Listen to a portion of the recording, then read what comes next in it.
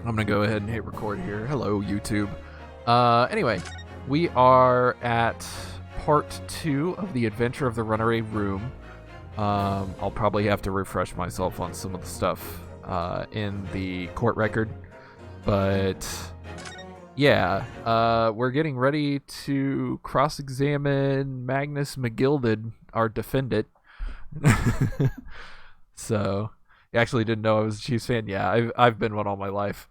Anyway, so court record. We've got armband, the autopsy report, stabbed once, due in the abdomen whilst journeying in an omnibus, died from the internal hemorrhaging. There's the photograph. I still feel like that's gonna be important.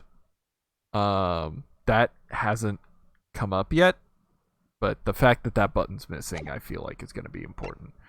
There's the gloves, which only have blood on one hand. We've got nothing on the inside that we know of. Here's the bus itself, the Phoenix Wright omnibus. Got a lot. Yeah, the two passengers were up here, and then you have the driver over here, and then inside you could see the blood stain where he was sitting.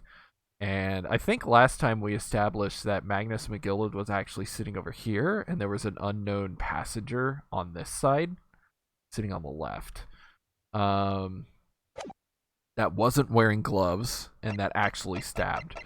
This is the murder weapon, has the big old M or the W.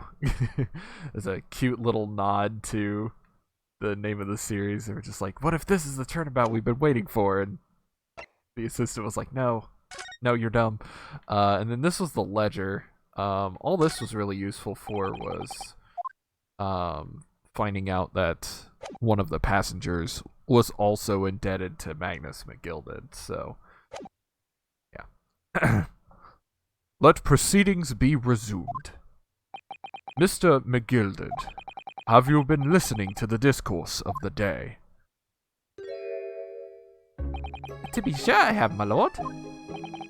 There are now two matters on which the court desires to hear from you.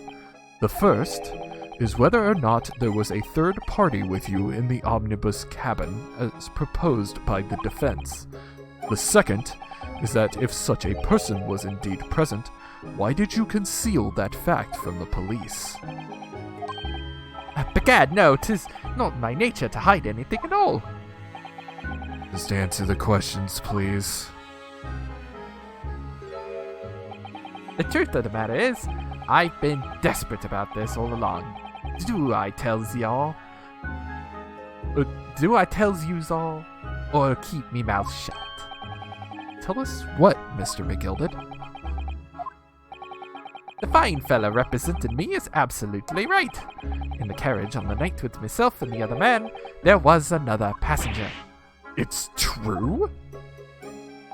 Aye, and 'twas me who helped the little urchin get away after it all happened. You... what?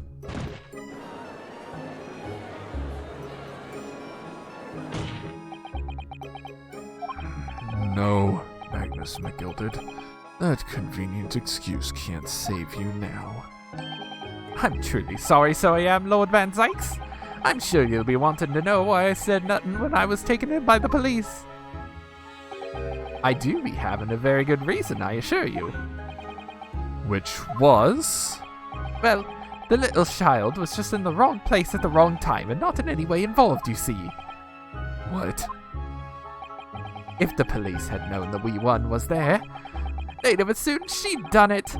They'd have hauled her into this here courtroom just like myself. I was only trying to spare her that. Young hearts and young minds are easily damaged, my lord. Who was this young child of whom you speak? That I don't know. You don't know? Aye, well, the wee thing just happened to be in the carriage that night. I never saw her before or since. Objection! We have absolutely no reason to believe this man. The prosecution calls for the witnesses' statements to be disregarded by the court. You know, I wouldn't be surprised. The urchin isn't here in this courtroom as we speak, listening to the proceedings. What?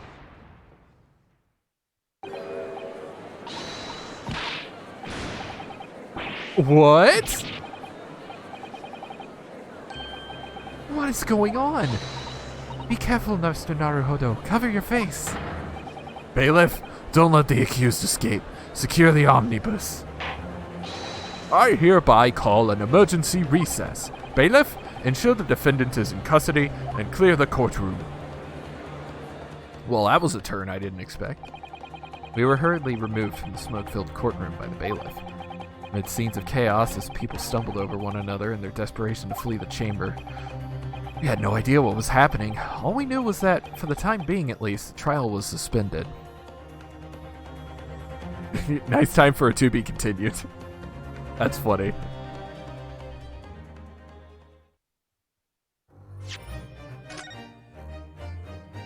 Alright, that took a whole 10 minutes. I should have just stopped there. That's funny.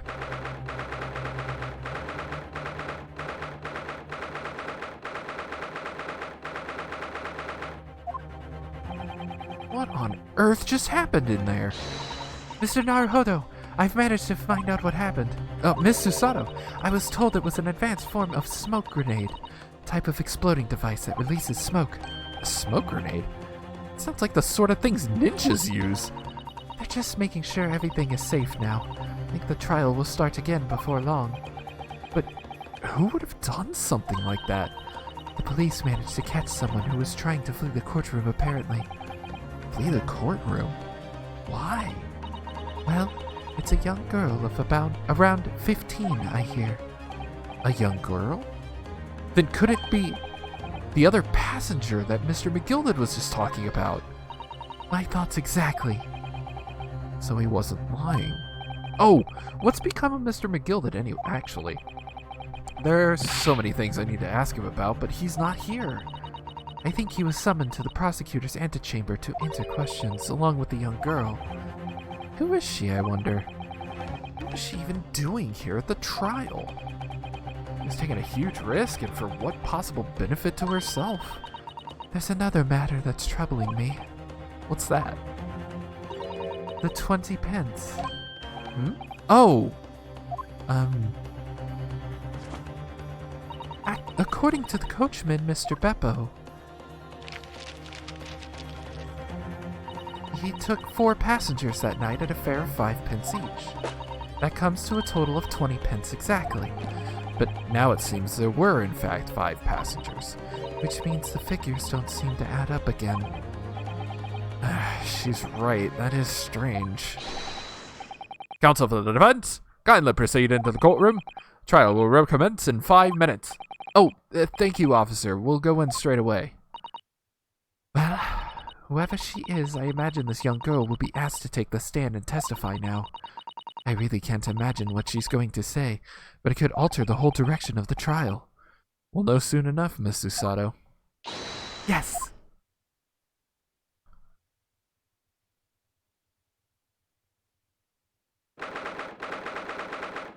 Waiting for it to be the same woman that was in the first trial.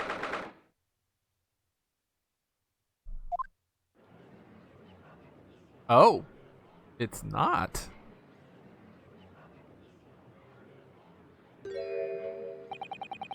There's a young girl next to Mr. McGilded, look. Must have been the one who caused the disturbance before. Well, after that rather eventful recess, the court will now resume the trial of Mr. Magnus McGilded. Now then, Lord Van Zykes. My lord. I believe you have established the cause of the smoke which veiled proceedings earlier. It seems to have been an advanced form of smoke grenade, of the sort typically employed by the army. Good gracious, the army? What in the devil's name? It was an elaborate attempt by a young girl to cloak her escape from the public gallery, but she was caught, and now occupies the stand. Your name, girl? Are you responsible for the smoke grenade which induced such pandemonium here in my courtroom? What is the meaning of this deplorable behavior? Ahem. If I may, my lord. Yes, Mr. McGilded? I think perhaps I ought to explain here why it is that this wee lass was here in the first place, and why she tried to bolt like that. 'Tis all tied up with the events of that night, so it is. Very well, Mr. McGilded. Give your testimony. You will explain to the court exactly how this young woman is involved in the case. Just what did happen that night? Not like a defense lawyer needs that information or anything.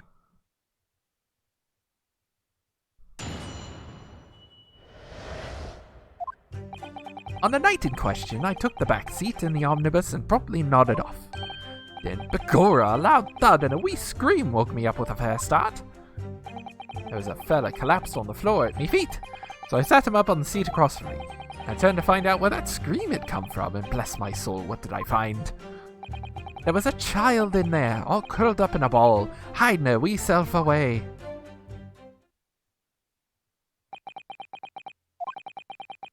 I remain somewhat baffled, I confess, but from what I gather on the night in question, this young girl was indeed riding in the omnibus. Is that correct?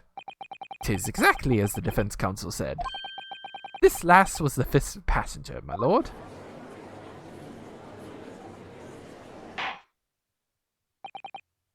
Very well. The defense may now cross-examine the witness. Are you ready, counsel? Yes, my lord. Or rather, no. I have no idea where to start. Press on everything.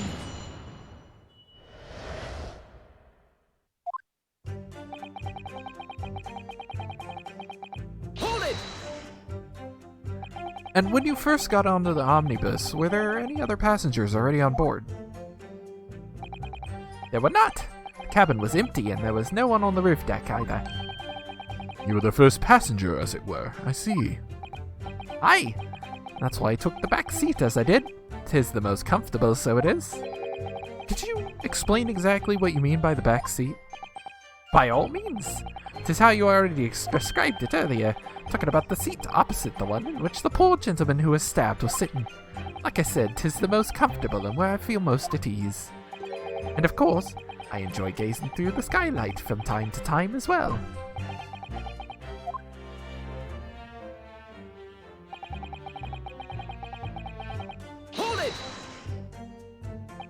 A loud thud, you say, and a scream. Aye, that's right. How can I explain it? 'Twas like the sound of someone falling to the ground. That sort of noise. Do you think it was the sound of Mr. Mason falling to the floor having been stabbed? Well now, you'll remember I was asleep at the time, so I wouldn't like to say. And when the sound woke me and I opened my eyes, there wasn't a soul to be seen in the carriage but the fella on the floor. You didn't see anyone, but at the same moment you did hear a scream? Ah, from the seats above you on the roof deck, I presume. Not above me, no, my lord. 'Twas from inside the cabin. But I wasn't altogether thinking about the scream. No, I was too stunned by the desperate sight before me eyes.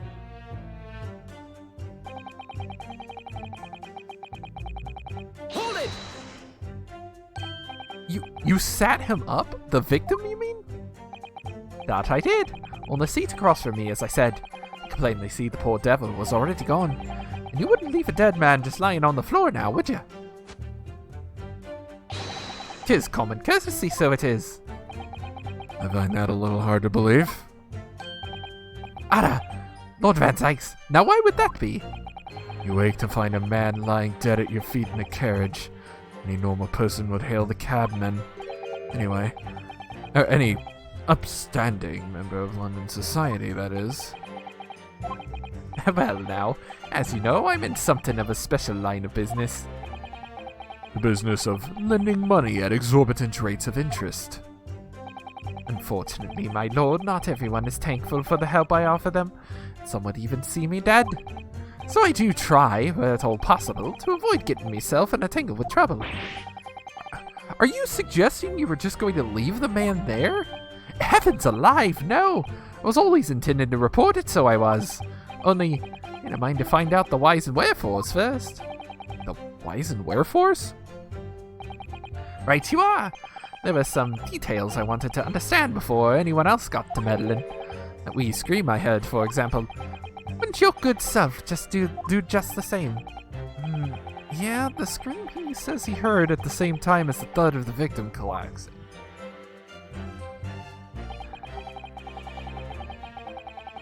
Hold it! I'm afraid I don't understand. I'm sure you told the court that there was no one else in the carriage except yourself and the victim. So I did, sir, so I did. As far as I could see, that is. What do you mean by that? Well, now, 'tis a queer thing. The wee scream I heard as I woke up. It came from, if you'll excuse the vulgar expression, under me backside. Good gracious! Under your backside? And when I lifted the seat on which I'd been sitting, I found there was a wee cubbyhole there for storage. Mr. Naruhodo, we'll examine the omnibus ourselves, remember? Yes, of course, the whole bus was submitted as evidence. This would be a very good time to have a thorough look around inside. I already know about this. And that's when I found her. There was a child in there, all curled up in a ball, hiding her wee self away. You say she was hiding herself? Aye, that's right. It was hard to see in the dim lamplight, but she was all curled up in a wee ball when our eyes met. Well, me heart nearly stopped beating in my chest. You're really overacting this. Still and all, I pulled her out from under there, sat her on the seat opposite so I could have a wee chinwag with her. The seat opposite? That's right, just next to the dead gentleman there. You sat this young girl next to a corpse, sir? Well, yeah, as I'm sure I mentioned, a gentleman in my position can all too often find himself in mortal danger. So, I needed to find out just who this urchin was, you see. And while I was in the middle of talking with her, I heard another scream, a fella's voice this time. Presumably that scream was Mr. First, who was sitting on the roof deck seats. Right you are again, I would say, sir. Looking down through the skylight, he must have seen this young girl and the gentleman with the knife in his belly. In other words, the previous witnesses did not in fact see you at all, Mr. McGilded. What they believed to be yourself and the victim was in fact this girl and the late Mr. Mason? Aye, my lord. I was, as I think everyone understands now, set at the back of the carriage out of sight.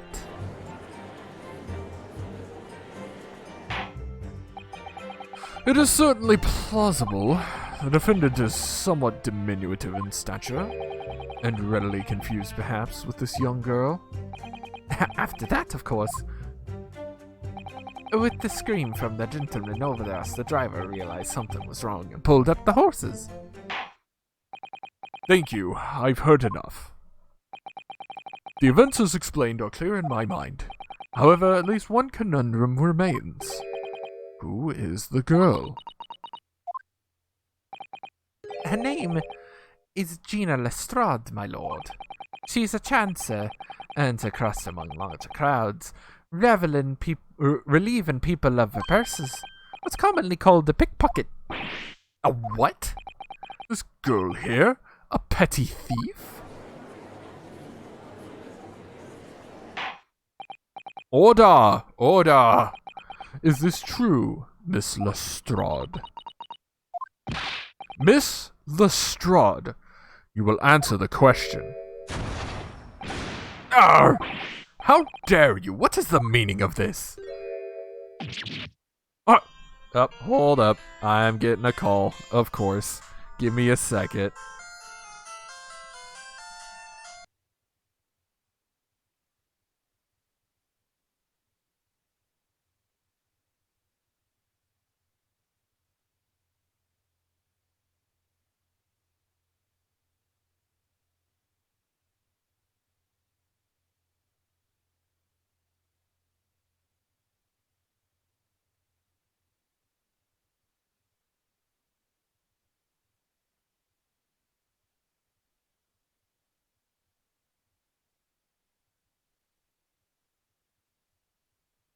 Sorry about that.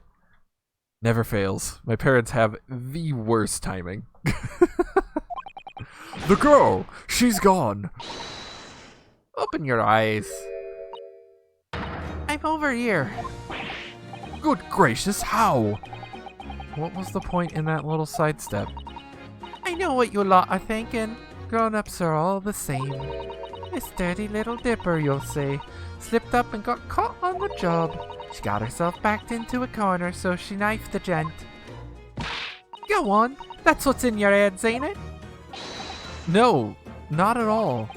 This is a court of law. We're here to determine the truth, not cast...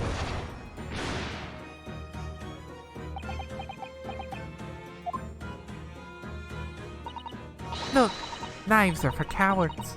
Only thugs use weapons like that. All I need for what I do is these fingers. I'm a professional, alright?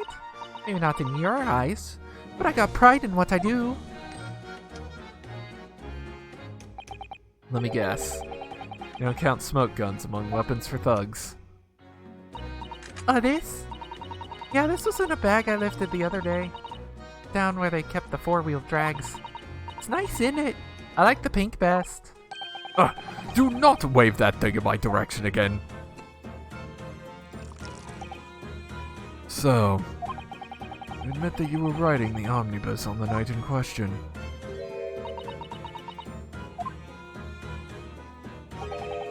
Tis alright, lass. You can tell them the truth now. Alright, yeah. Just like the Irishman said. The court accepts this girl, Miss Gina Lestrade, as a valid and significant witness in this case. Accordingly, young lady, we will now hear your testimony, if you please. You will tell the court exactly what happened in the omnibus on the night in question. Alright, if I have to.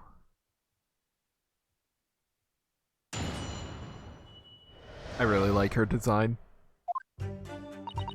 So I snuck inside the carriage before they hooked up the horses, just like always. But it was a right old waste of time. I got nothing to show for me troubles that night. I'll tell ya, you can't see a blind thing in that hiding place. Pitch in there. Then after a while, I hear this loud bang. Nearly jumped out of my skin, I did, and the scream just came out. Because of that, the swell found me. He did help me get away, mind. Yes, he let you go. I fail to understand why you would let the street urchin go, Mr. McGilded. Oh, 'tis simplicity itself, my lord. You see, she couldn't possibly have killed the other passenger. I knew that for a fact. How? As I'm sure I said before, sir.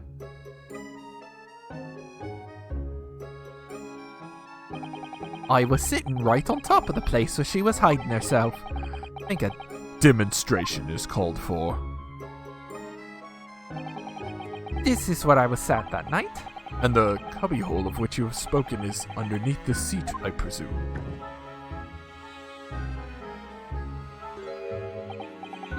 Yes, it does appear just large enough to accommodate someone of the girl's stature. Aye, but of course, the wee lass was stuck in there.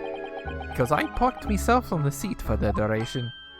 Oh, So you see, that's why I let the lass bolt.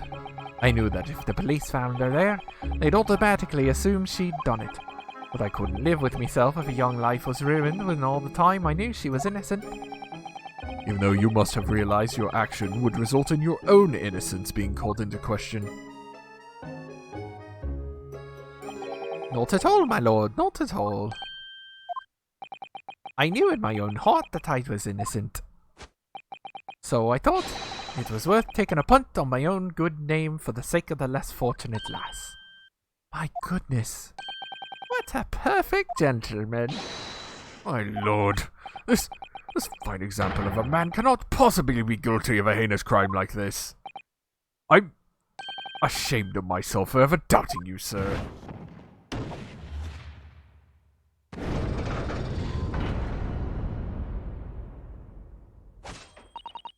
With calm, calculated reasoning, one arrives clearly at the truth every time.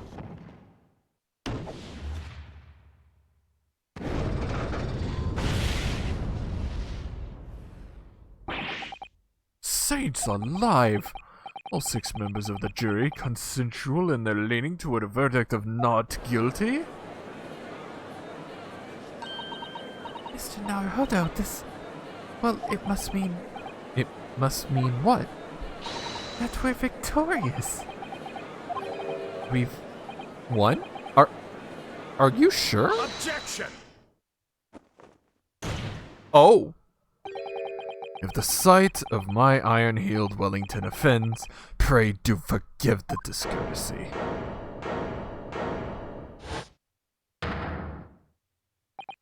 This really is a consummate example of the one monumental flaw in British judicial practices. Where evidence and reasoning should be paramount, emotions ruled the day. Emotion? The witness's latest statement gives us a clear insight into his true nature. What do you mean his true nature? Do you really think Scotland Yard would have made such a glaring omission? After the incident, the omnibus was comprehensively searched by officers of the police. Obviously, the interior of this cubbyhole, as the witness put it, was included in their investigation. The compartment under the posterior seat was full of the coachman's belongings. It's noted in black and white here in the police report. Good Lord! The evidence has been tampered with.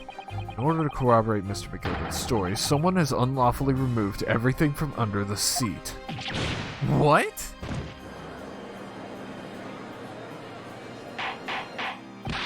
Order! Order! How could such a devious contrivance possibly have been affected, counsel? Naturally, we must acknowledge the deficiencies of the constabulary in allowing this to have happened. However, I assure you, when the omnibus was wheeled into the courtroom this morning, the compartment under the seat was not empty. Well, my Nipponese friend... Me? And the carriage was submitted as evidence. Doubtless you examined it in fine detail, as would any self-respecting practitioner of the law. Pray, what did you find the condition of the underseat compartment to be?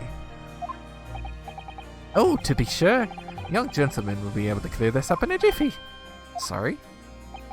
Go ahead. You tell the court now, fella.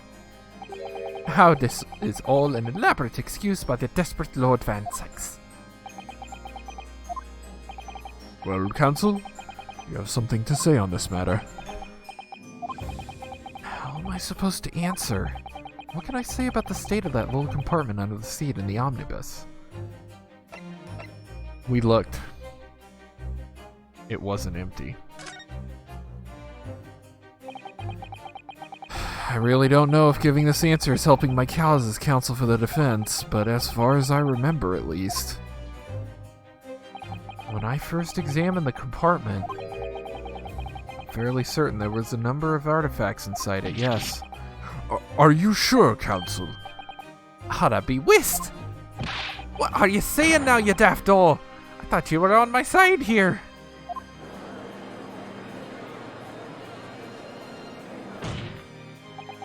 What game are you playing? Your task is to defend the man in the stand. Why would you say something to compromise his position?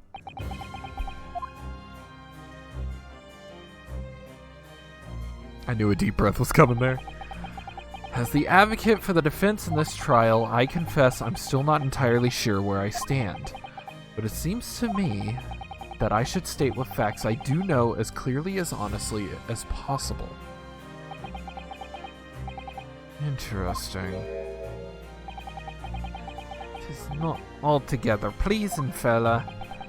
I'm simply telling the truth, Master McGilded. Well, don't forget that you're supposed to be representing my best interests here, lad. Now then. A fella's memory is a curious thing. Not altogether reliable. No, the court must consider the facts. But their cubbyhole under the seat is as empty as the devil's heart, so it is.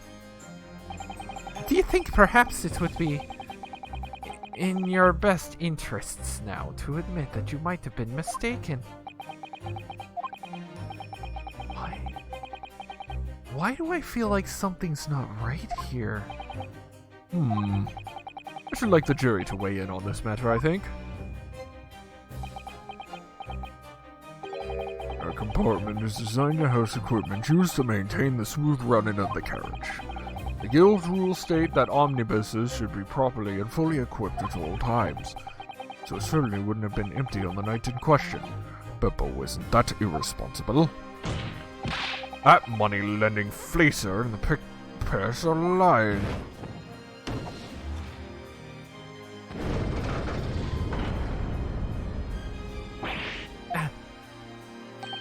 I can't believe I was nearly taken in. Stinking rich are always stinkers. Nothing but cowards, a lot of them. What? Oh no. It's a trick, of course it's a trick.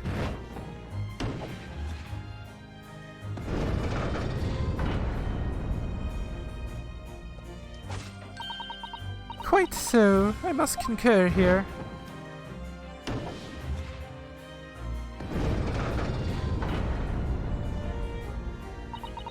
With calm, calculated reasoning, one arrives clearly at the truth.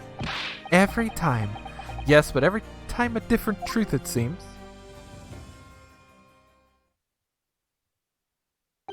My lord, I humbly exhibit the scales of justice.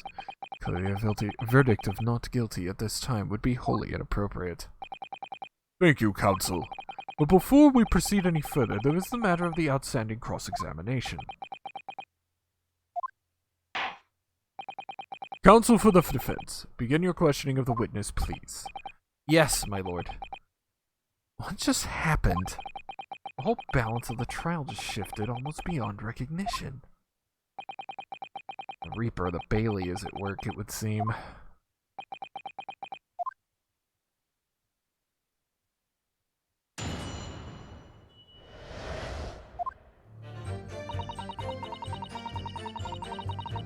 Hold it! So you were already in the omnibus before it even set off on its run?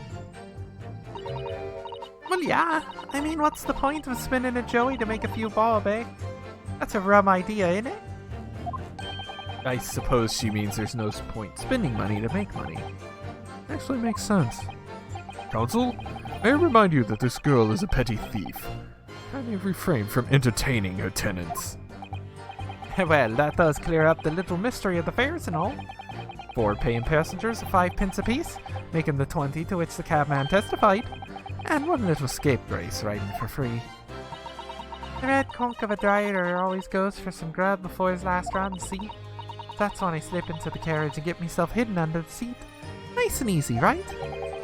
But your hiding place is a storage compartment. Full of equipment for the coach, no?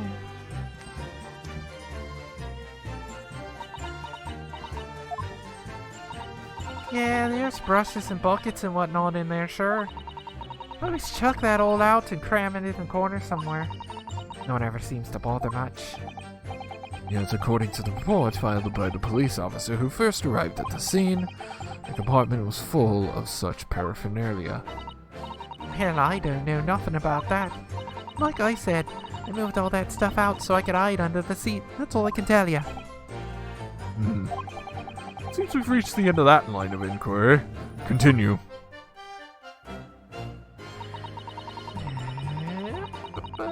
Hold it! There we go. A waste of time? Why is that? And most nights I'm on my own in the gold permit. At least some of the time. I beg your pardon, did you say God permit? Oh yeah, that's what my kind call it. You say the omnibus, I suppose. Point is, any normal run, the carriage ain't got no one in it for a while. That's when you come out of your hiding place and get away. That's it. Only that night, this cove was sat on his seat from the start. He didn't bulge the whole way, did he? 1 inch. Was totally stuck. You mean to tell us that you were present in the carriage for the duration? You were under the seat the entire time while events unfolded in the enclosed cabin? Yeah. Right, mister? To be sure, to be sure. I'm sure sulked as anyone. You don't expect to lift the cushion you've been sat on and find a child now, do you? So this Mr. Strahd couldn't possibly be the culprit then.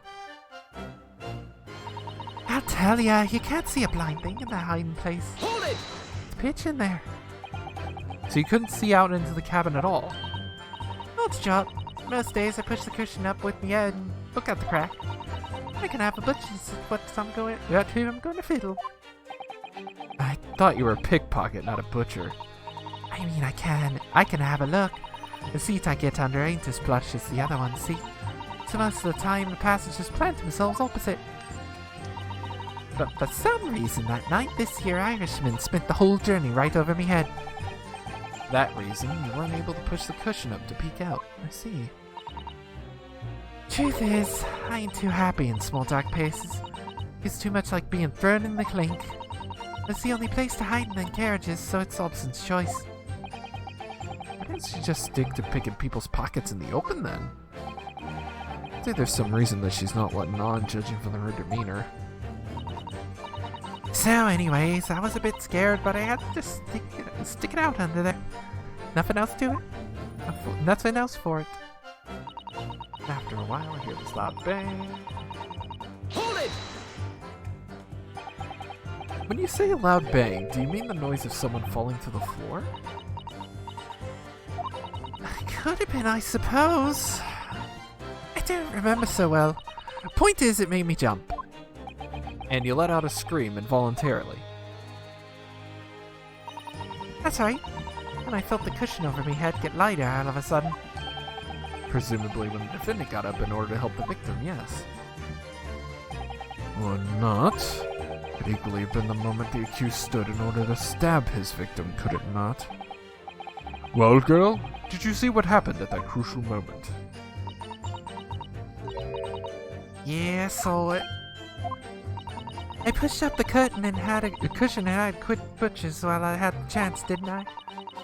Irishman was sitting up the bloke what fallen on the floor in the seat opposite. Ooh-ba-doo-ba-doo-ba-doo. My tongue decided to go on its own path there. That matches Mr. McGilder's account, of course. But then, the fella suddenly turns around and looks right at me. I snuck back down again, but it's too late by then. Should never have risked looking.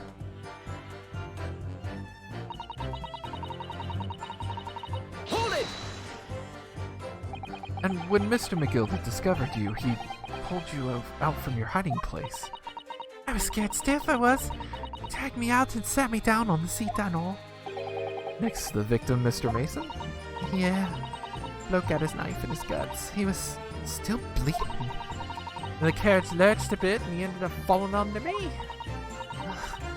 How awful. Both my hands got covered in blood. Made me feel sick as a dog. Both her hands covered in blood. That must be what the rooftop passengers saw. After that, I believe you talked with Mr. McGilder for a while, is that correct?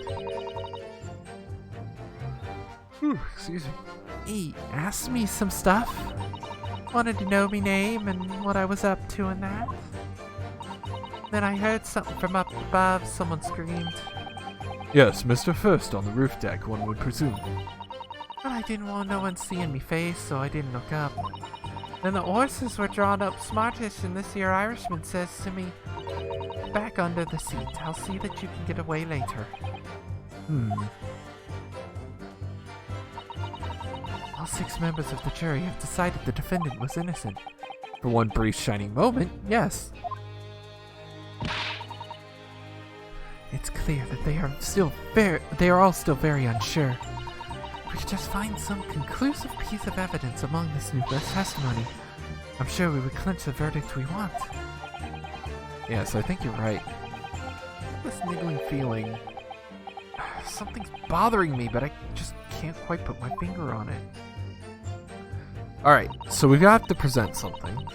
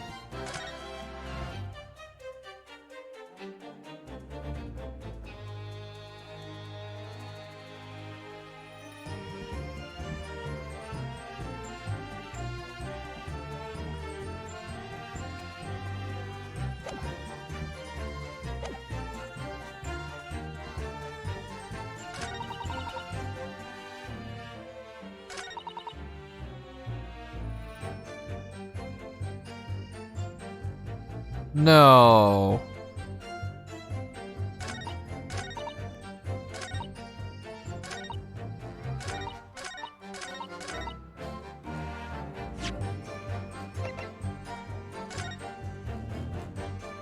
No.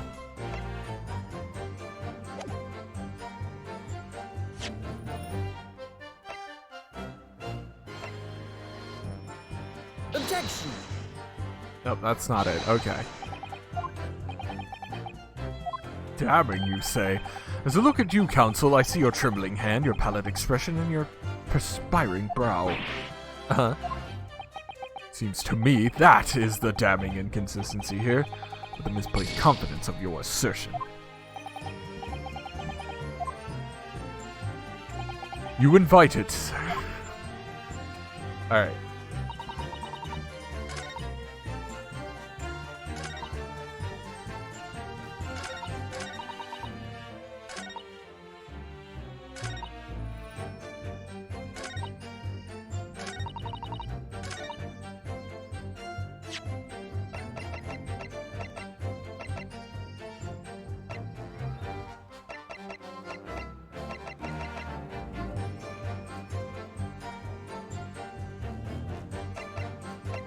Um...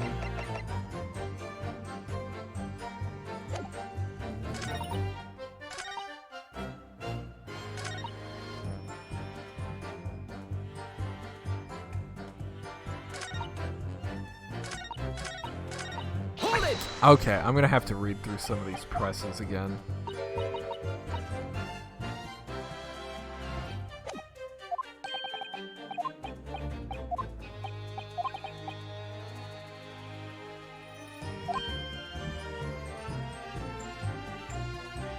Excuse me! Miss Lestrade? Did something spring to mind when you heard that last statement, perhaps?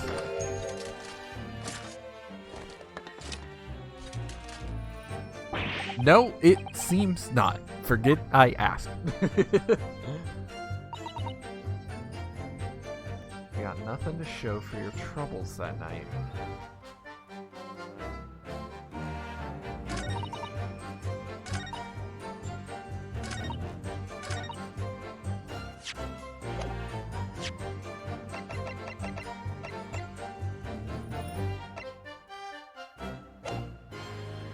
Hold it!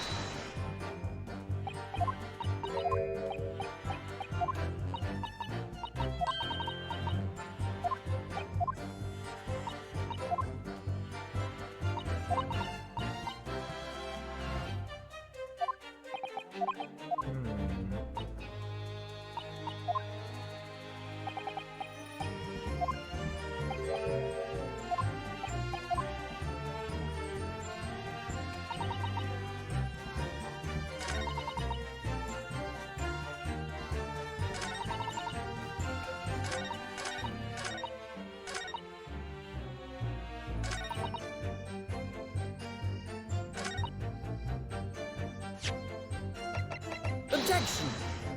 Nope, that's not it.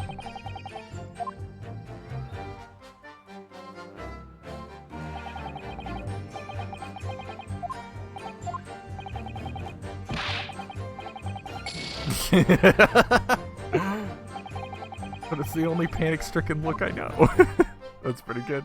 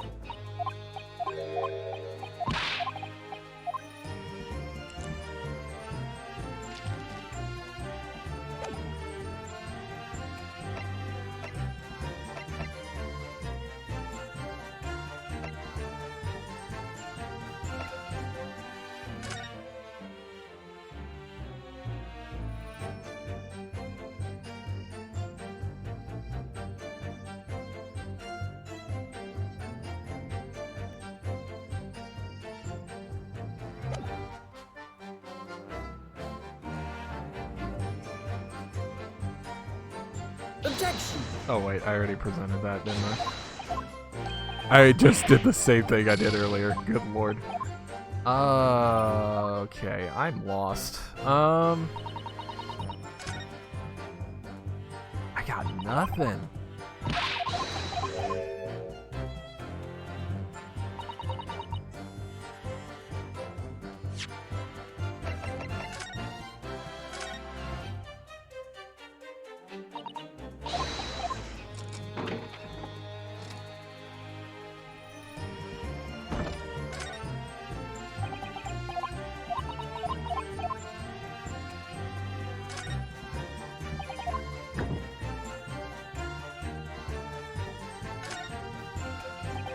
There's a storage compartment, but there's nothing in here. It's totally empty. Something doesn't seem right here, but I can't put my finger on what it is.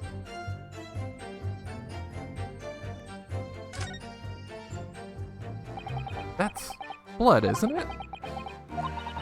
Is something wrong? Oh, it's just... Well, this blood stain is so obvious, that's all, and yet... Van Zykes has made no mention of it. I suppose that does seem a little strange. Why do I have such a bad feeling about this? That must have been what I was missing.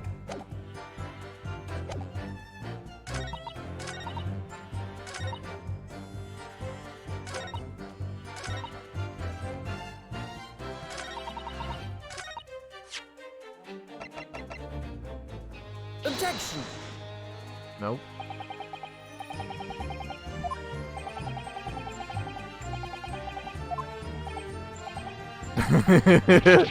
Don't mind me. That would be significantly easier if you lowered your hand. I won't lower my hand until I prove my client's innocence. As long as it's quite quick. Hold it! Noise of someone falling to the floor.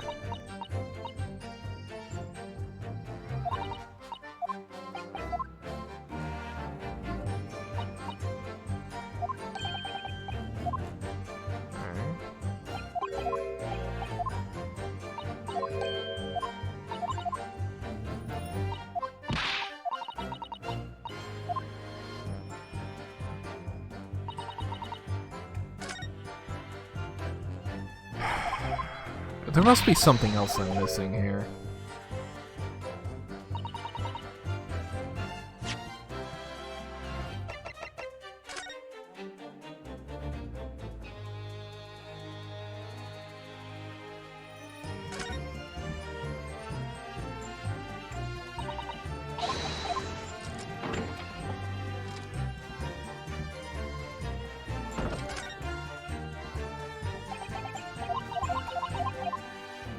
That was the same.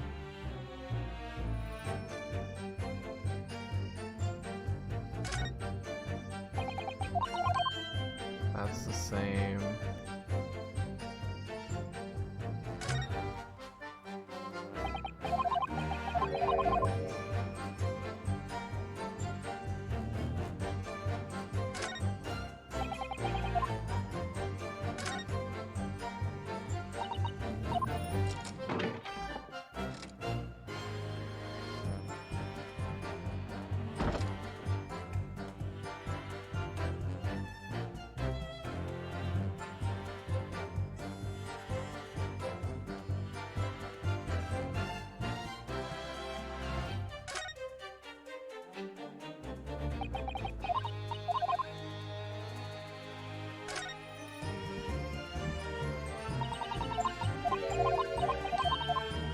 Nothing new there.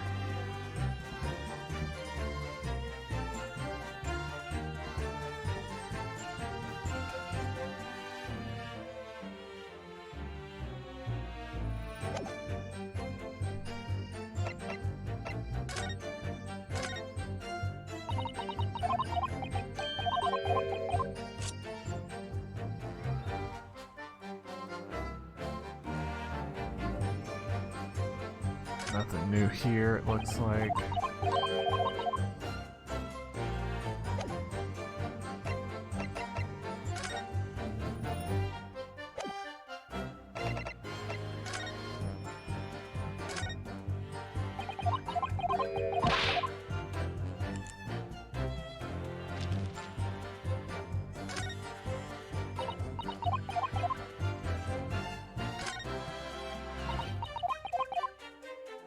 Nothing here.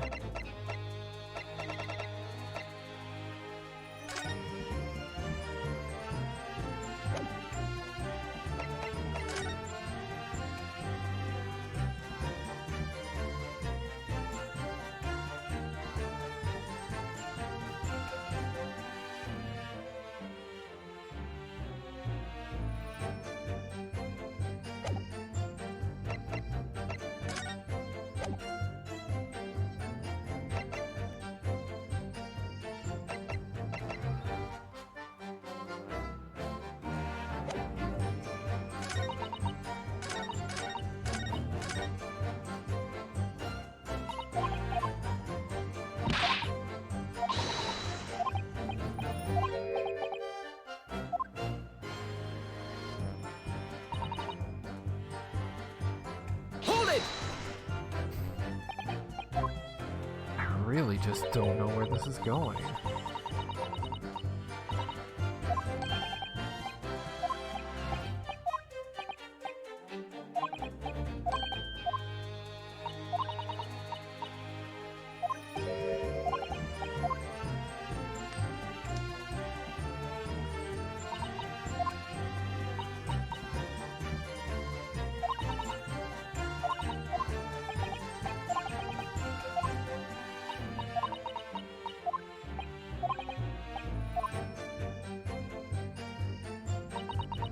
Hold it!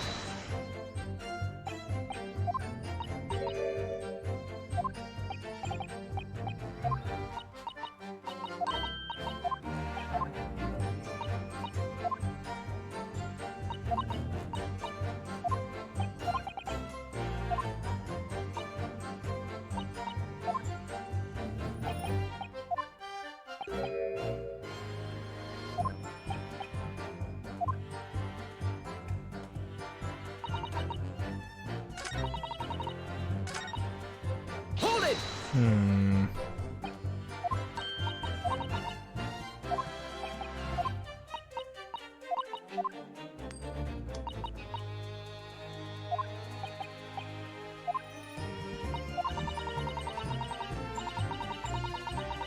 Oh, No. Excuse me. there it is, finally. Is something wrong, Mr. McGilded? Oh, I do apologize. Was there something the matter, Counsel? I'm just wondering if Mr. Strahd's last comment made something occur to you, perhaps? You seem to be thinking something to yourself. Oh, no. 'Twas nothing important. I was feeling bad for the poor lass is all. I remember feeling desperate myself as a young lad. Shut up in the dark. 'Twas terrifying, so it was. I see. Yes, I'm sure we can all sympathize. I'm still scared of the dark now. Aye, and I don't know about yourself, but I find that the darkness seems to make everything you hear seem that much louder as well. Yeah, I suppose it does. Maybe. Miss Lestrade? Did you hear something that night? Anything? An unusual noise, perhaps? Nah, not really. All I could hear was the Irishman snoring. Jabbers! There's no need to tell the whole world of me foibles, you little scamp. What a pity. If only Miss Lestrade had heard something, might have given us a vital new clue. Yes. What should we make of that last statement of hers? It's significant. My lord, I believe the statement just made by the witness is profoundly important. Profoundly important? But all she said was that she heard nothing. Yes, which is the profoundly important point. I'm almost sure of it. I'm almost sure that I don't understand the inner workings of your Eastern mind, Counsel. Nevertheless, Miss Gina Lestrade, you will supplement your formal testimony by repeating that last statement, please. What? Supplement? What are you on about? Don't give me all your fancy talk. I know what you're trying to do, but it won't work on me. That's right. Insult the judge. Always a good move. straining my ears to work out what was going on, but all I could hear was snoring. And that's Objection. when we present the bus? No? Should have pressed that. Dang it. Well, that's okay.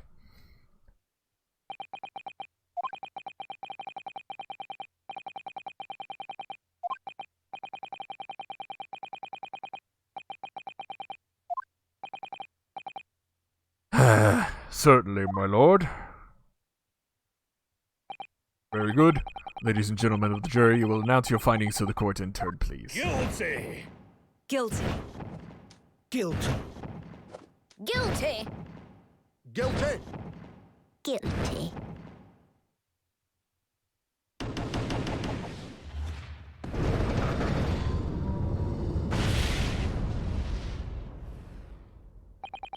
Hereby find the defendant, Mr. Magnus McGilted, guilty. Thank the good ladies and gentlemen of the jury for their swift and insightful contemplation. That is all. This court is adjourned.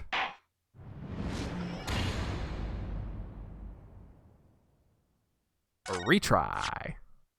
Yes.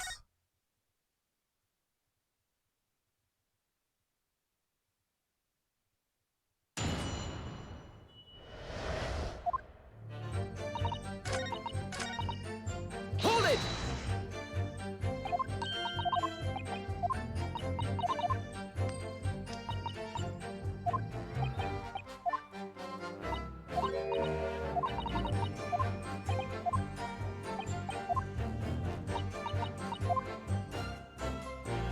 Okay, so I'm gonna have to examine this again, I think.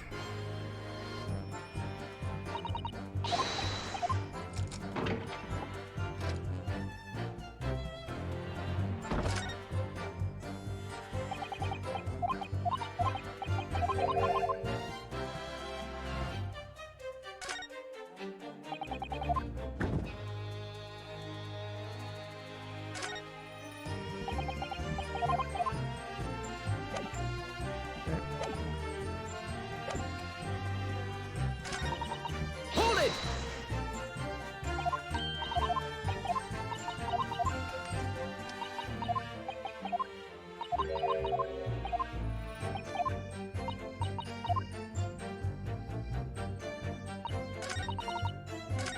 Hold it. Do I have to press every statement and then go back and press that one again?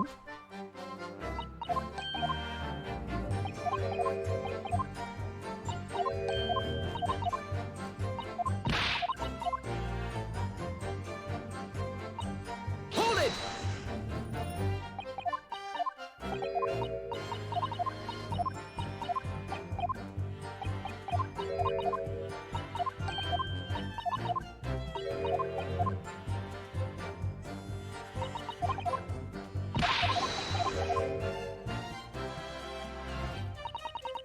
Hold it.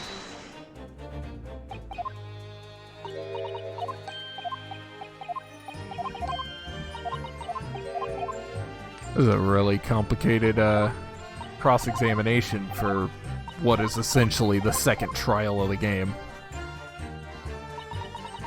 Hold it.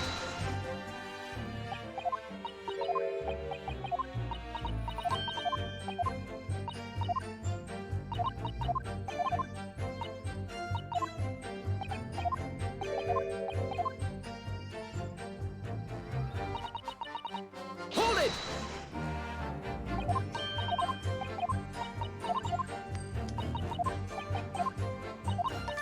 There it is. No. Excuse me. Skip through this real quick.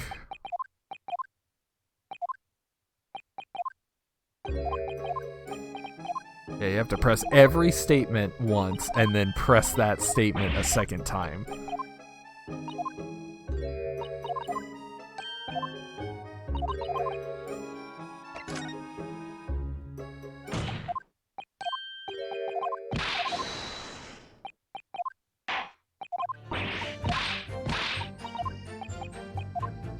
Okay. So let me press the statement. Hold it. So you were straining to hear what was happening the entire time, since the moment you hid yourself. Not exactly, no. Sorry? Well, there was no one in the cabin to start with. I could just push the cushion up and have a butcher's to see what was on. But then when I saw this swell getting on, I got my head down so he didn't notice me. Mr. McGilded sat on the seat under which you were hiding, correct? Yeah. Wouldn't you Adam and Eve it? What a mug. So then all I could do was listen. I was waiting to jump out of there as soon as I heard him leave, see? But would he? Not likely. And then we stopped here and there. Never heard the door open. So I just had to stay put and listen to him driving his pigs to market. Snoring like an old dog he was.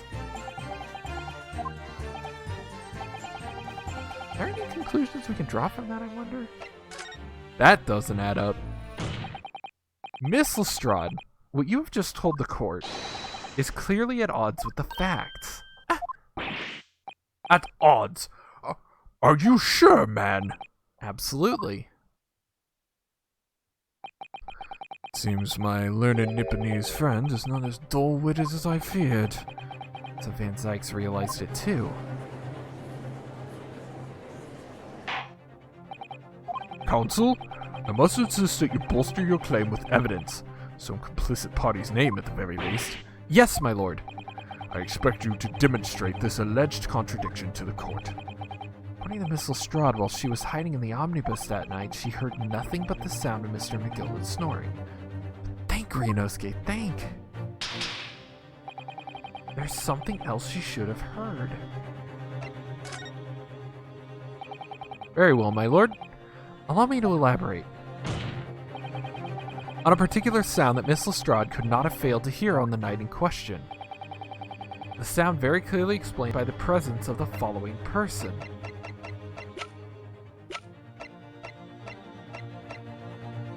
Take that! Thrice-fired Mason? Yes, my lord. The sound that Miss Lestrade cannot have failed to hear is that of the victim, Mr. Mason, boarding the omnibus. Order! Order! Explain your reasoning, counsel. Hello from far away. Hello! I did not expect you to actually watch my stream, so welcome. Miss Lestrade, allow me to confirm something.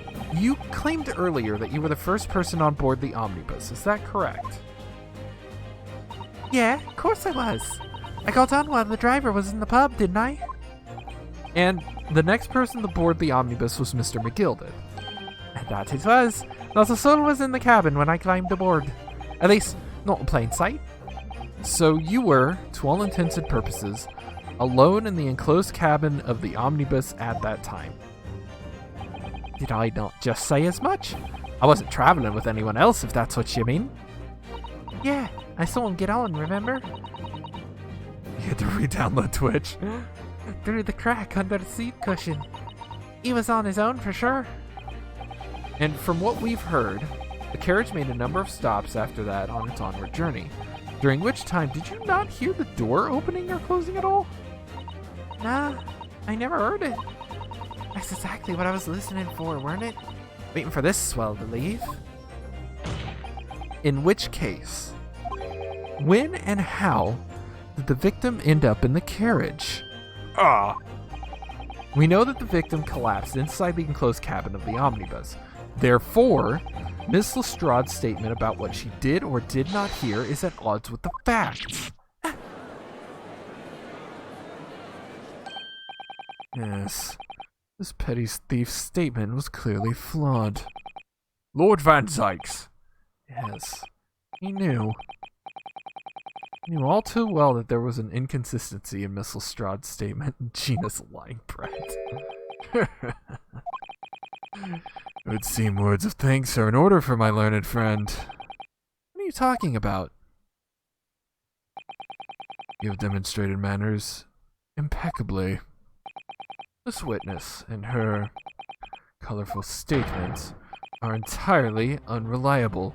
Her words are convenient untruths, nothing more. Why is the antagonist always hot?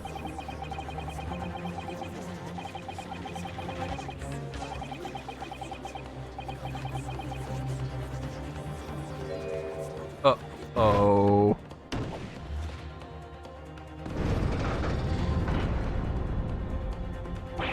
Ah! She didn't even say anything. I didn't want to judge the dear little mite just because she had some rather naughty ways. But I must say, I can't abide liars. And neither can I. Mr. Foreman. I didn't want to judge the girl just because she had some less than salubrious ways, but I must say, I cannot abide liars. Oh. Ah! Mr. Naruhodo, that's 5 jury members leading towards guilty. Well, your consideration for others is refreshing, my Nipponese friend. To the considerable troubles you have spared me.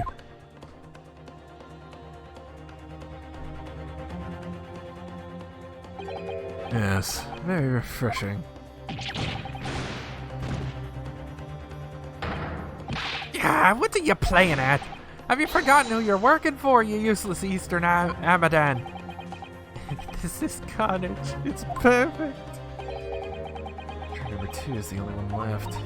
Mr. Naruhodo, The way this is going, I know. If we can't find some new way to convince everyone of Mr. McGilden's innocence, the judge will rule and we'll have lost. I very much wanted to believe the words of one of London's most respectful gentlemen, but those of us in service know we must accept hard truths. Hold it!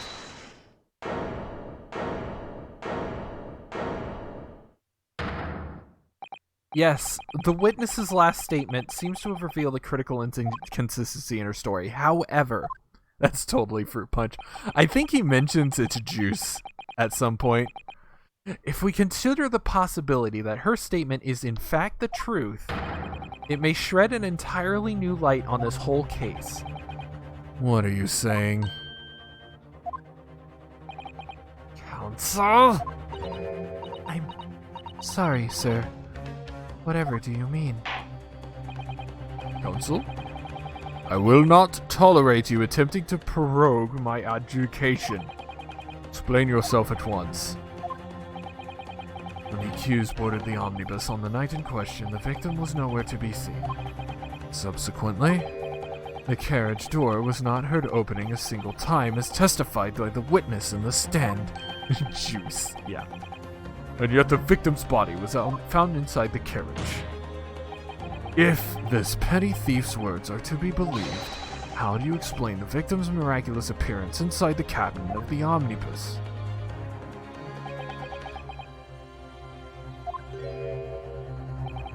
There's only one way to explain how the victim came to be inside the carriage.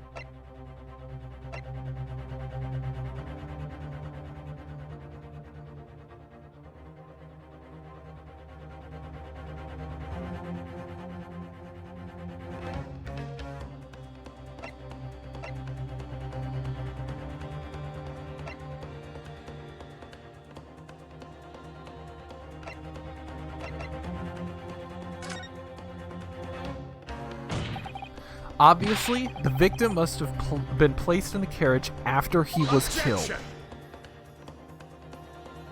Tell me, my learned friend, what was the function of that obviously in your last sentence?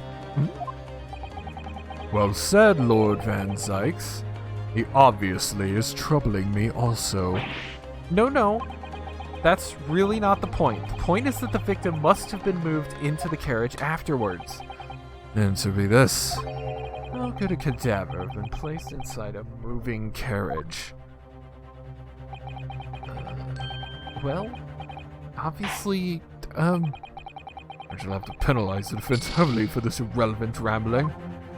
I must learn to ramble more relevantly.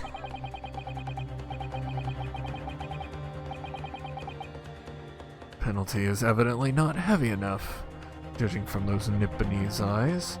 So I ask you again. If this petty thief's words are to believe, blah blah blah.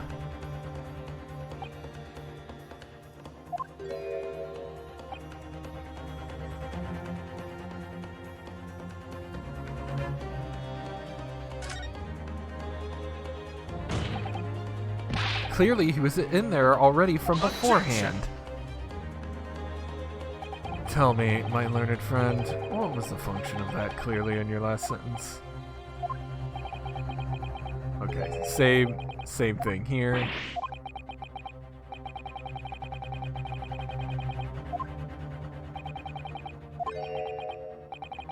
By beforehand, to what specific point in time are you referring?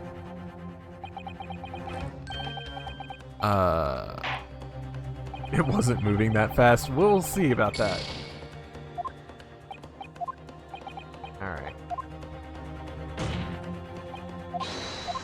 So, in that case, there's only one choice left. There's another entrance. But, what? If the door wasn't opened even once, the only explanation is that the victim entered the enclosed cabin in some other way. I wondered what new fantasy you would come up with in your blind panic. But behold, the omnibus is here for all to see. Only one side of the enclosed cabin is furnished with a door. The other has only windows. You know where to buy a horse-drawn omnibus? Oh my god. Fixed windows which cannot possibly open.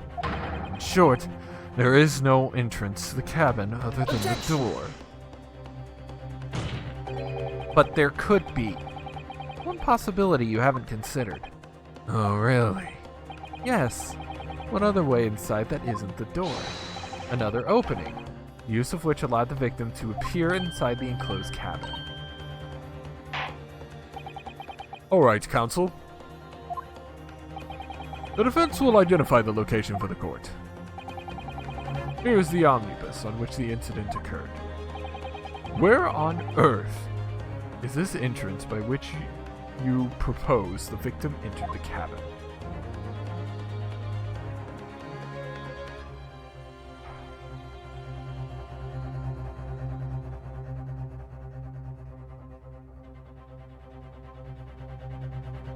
Take that! The answer is obvious. It could only have been the skylight. I say, the skylight? Objection! Your ludicrous proposal almost had me lost for words. However, The skylight may well be large enough for someone to pass through. so you claim. But do you have a shred of evidence to support your addle-brained theory? Both Mr. McGilded and Miss Lestrade said the same in their testimonies. They each claimed to have heard a loud thud, such as the noise made by someone falling to the floor. Yes, which has already been explained as the sound of the victim falling from his seat having been assaulted with the dagger. Yes, it has. But no Carrots has a skylight. This one does. When a man slipping from the seat onto the floor really made such a loud noise as the witnesses described, a noise loud enough to cause Miss Lestrade to let out an involuntary cry, in fact? Good gracious! Perhaps, in fact, that was the moment that the victim made his entrance into the cabin. No, let me rephrase that. The victim didn't enter the cabin as such. He fell into it. You're now suggesting that the victim fell from the skylight into the cabin. That's simply impossible. How can you be so sure? Because if the victim had fallen inside through the skylight, as you say, passengers on the roof deck would have seen it happen. And yet, not one person made mention of such events in their testimony. Well, yes, that's true, but...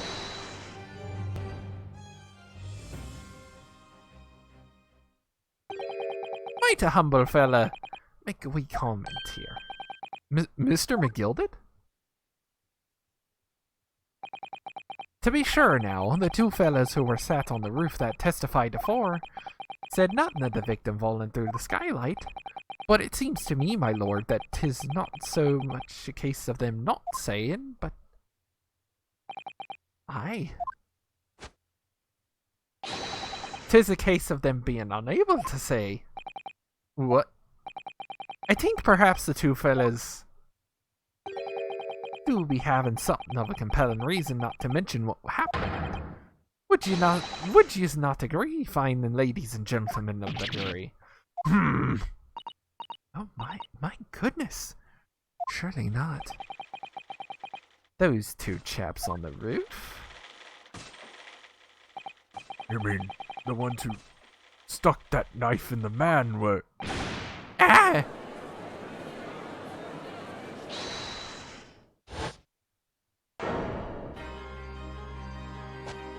Just what exactly are you insinuating here, you blitherer? You rotter, he said, you rotter! What are you insinuating? This is a flaming outrage. I've a good mind to give you a blinker in a minute. He'll give you a shiner in a minute, he said, and so will I. Mr. Fairplay. You're effectively accusing me, a city gentleman and well-respected banker. And me, a very angry hatter.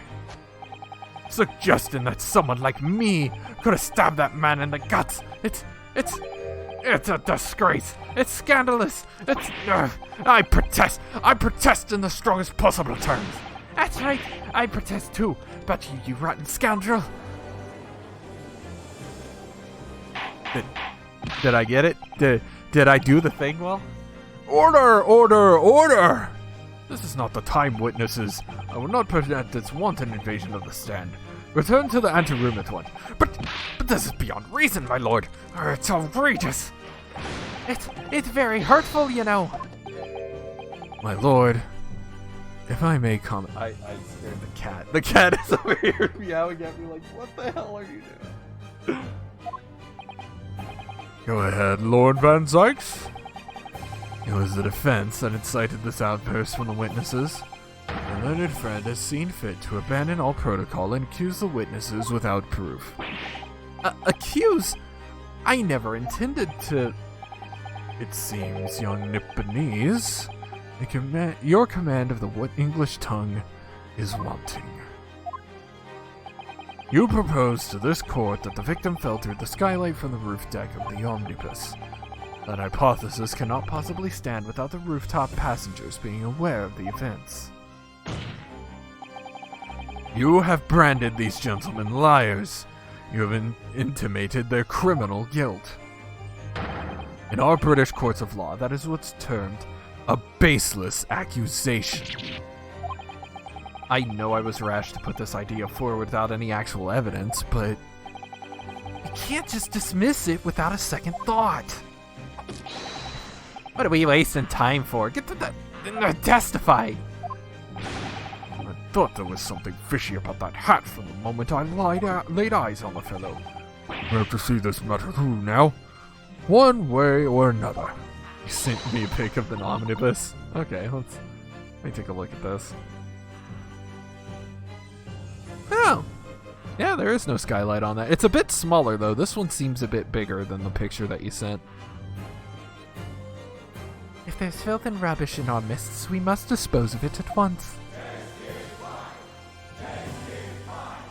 Oh wow, the crowd is chanting. What's happening, Mr. Naruhodo? The spectators in the public gallery are in a complete frenzy. Mr. Fairplay and Mr. First. My lord. You will take the stand again and make another formal testimony in reference to the indictment brought by the defense. Yes, my lord. I didn't come here for this. There's no time to think this through. All I can do is keep pushing forward.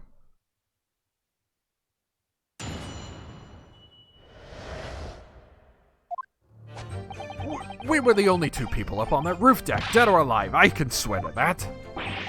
If anything had happened where we were sitting, don't you think one or the other of us would have noticed? Closer to male coach size, yeah.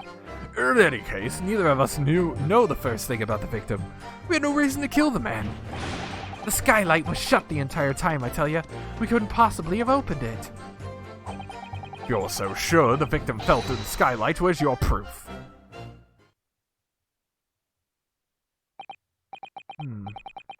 I must say that on listening to this testimony, it's somewhat hard to imagine how either witness could have performed any malevolent act on this open rooftop deck, not the other noticing forthwith. That's right! You see? We're innocent, I tell you. Logically, of course, the argument falls down if the two of you were in collusion with one another. What? According to investigations by Scotland Yard, the two witnesses share no common dealings. Ha! I don't trust coppers any more than I trust the stinking rich. Something doesn't feel right here. Trial is going in our favor, really. Why do I feel so uneasy? Counsel for the defense, over to you. Your cross-examination, please. Oh, yes, my lord. I assume we're going to have to present the coach from one of the comments here about no one falling.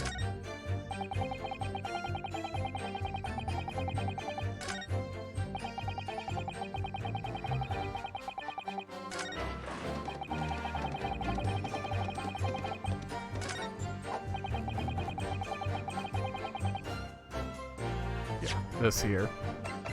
Objection! Right? Let's just consider the implications of that statement for a moment, shall we? What implications, counsel? Nothing strikes me about it. Exactly. There's nothing striking about it. What does strike me is your propensity for the inane. I need to clear my head and come at this again from a different angle. Okay, so that one did. Alright, let's see here. Let's see what the comments afterwards are. I wonder if these two men really were involved in some way. I couldn't say. I mean, I don't really know anything about them, do I? Although by the same token, I don't really know anything about Mr. McGilded either. It's hard to know what to believe here. I think we should try to remember that it's evidence alone that can truly determine the outcome of a trial. Evidence. No one can argue against decisive evidence, including the members of the jury. So you're saying that what we need now to find a conclusive piece of evidence. Yes, Mr. Naruhodo, precisely. That is a big omnibus that you sent me. I wonder if the design that they're showing here is meant to invoke those double-decker buses, and it's kind of an anachronistic version of an omnibus. Alright, let's do some pressing here. So at no time did the victim, Mr. Mason, climb up to join you on the roof deck. Absolutely not, Dickon. No question about it, he said. Not at all. Oh, but yes, of course. I remember seeing them both. I saw the victim inside the enclosed cabin talking with this man here. Is it true, Mr. McGilded? Dear me, my lord. The risk of repeating myself, I boarded the omnibus alone and nodded off in sight almost immediately. That's an outright lie. Without doubt you were engaged in... Let me stop you there, fella, and ask, do you have any evidence at all? At all! Doesn't resemble anything you've ever seen? Yeah. Ace Attorney games will do this sometimes.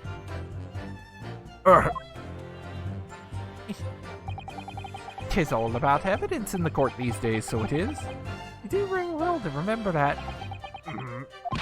I saw you with my own eyes. This is going so well. Hold it!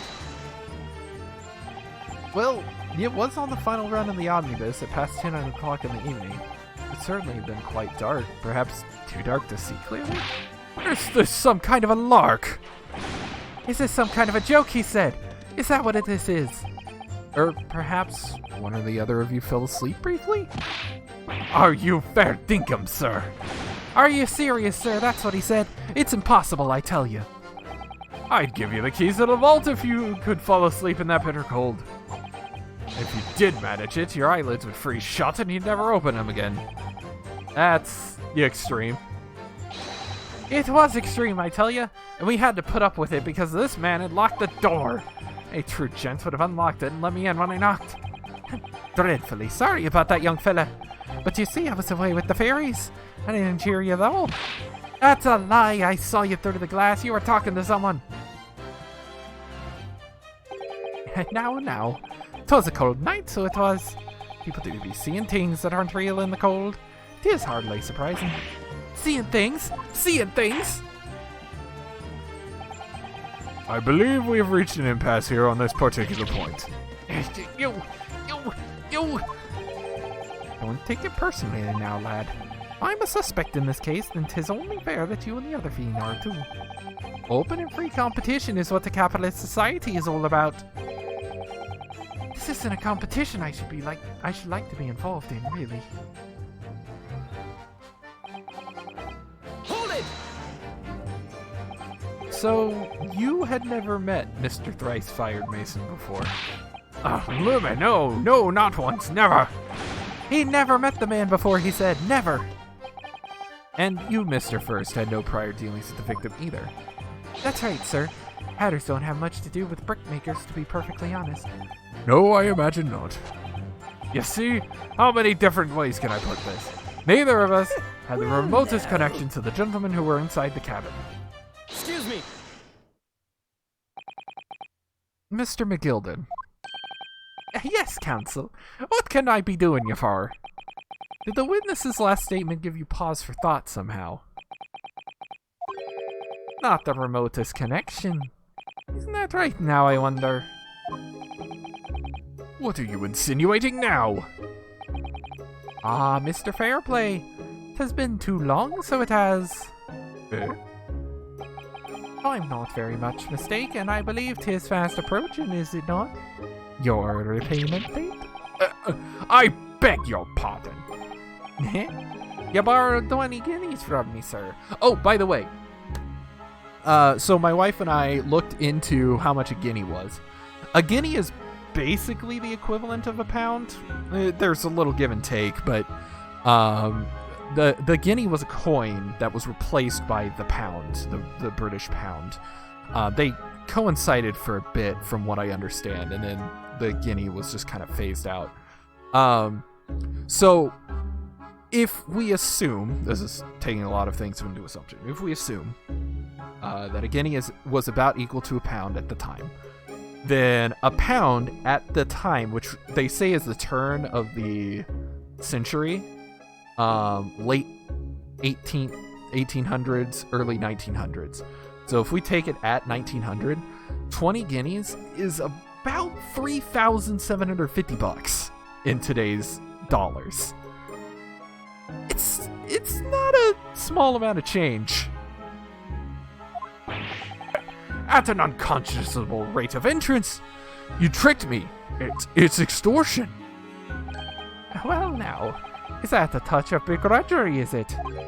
That sort of begrudgery that might motivate a fella to pass his crimes off on another? And young Mr. First. Me, sir? What do you want with me, sir? You do be making hats for a living, do you not? They're top hats sliding about on your head. Is that one of your own creations, is it? Oh, well, I'm still just an apprentice, you understand. Learning to find the perfect fit for whatever fine gent walks through the door. The perfect fit, is it? Well, 'tis a very distinctive design, so it is. Many customers like it, I tell you. They like a distinctive touch. Customers such as Thrice-Fired Mason? There was a photographic print of the victim submitted as evidence before, my lord. Oh, this you mean? I can't help thinking that the poor fellow's hat looks distinctly familiar, wouldn't you say? Oh! That's one of my hats. Aye, that it is. So it seemed the brickmaster was a customer of yours. The sort of customer I'd wager you could have had a wee quarrel with over the distinctiveness of the goods. Oh, no, sir. Absolutely not, sir. Well, there's really nothing more to add. It wouldn't be right to say that the two fellas here haven't the remotest connection to the victim, you see. I rest my case. You little weasel! Ugh. He's better at this than I am. Gosh, Mr. McGilded has certainly been thorough in his research, hasn't he? Please, don't let me little interruption hold up the proceedings.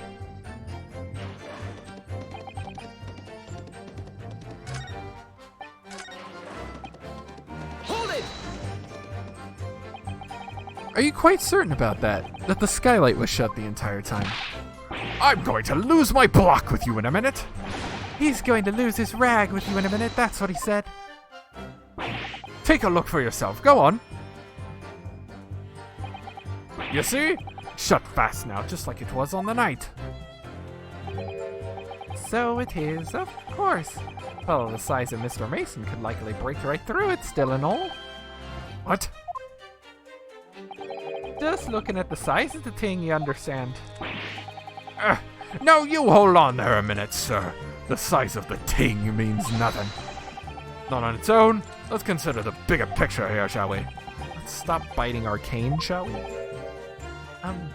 I was riding the omnibus on another occasion when, well, I broke wind loudly.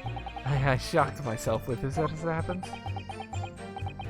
This is an unexpected confession, Mr. First.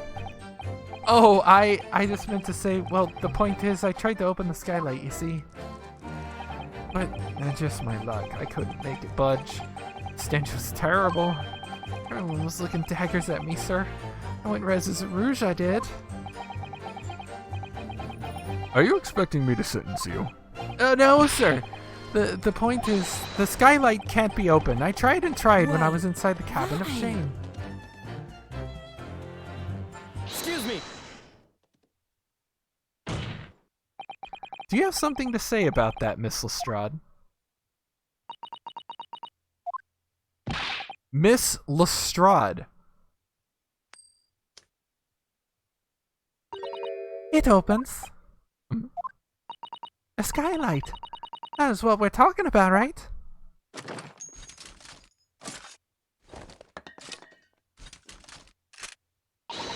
All them skylights open, dead easy. More easily than you can load that weapon? That's a lie, I tell you. Otherwise, when I broke wind, you can't do it from inside, you mug. Oh.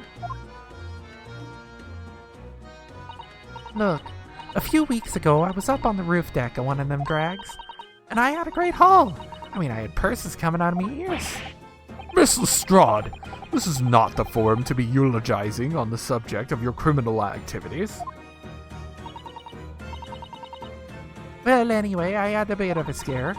When I lifted the lax glove purse, he got wise to me. All four of them surrounded me, so I couldn't hop off the bus and leg it. So what I did was I used the skylight, opened the catch and jumped right through. What?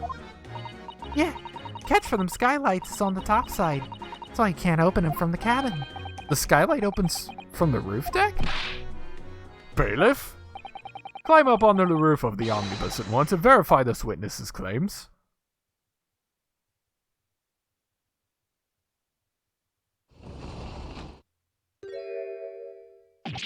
Ah! Oh, my hat. See?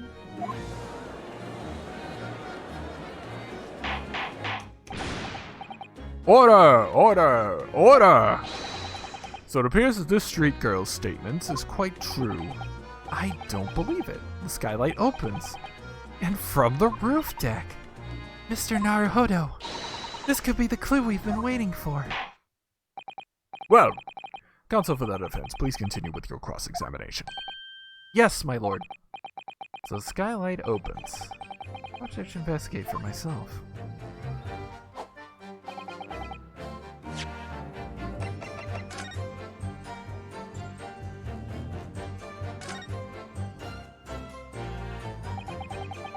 So the skylight was fashioned shut before, but now the catch has been undone. We should be able to open it.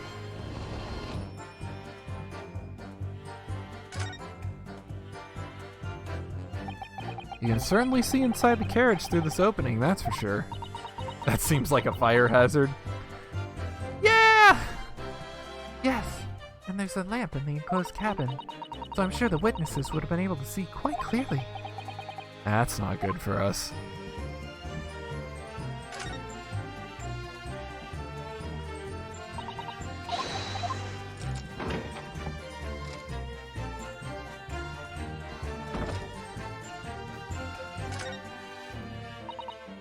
Yes, it does open very wide, doesn't it?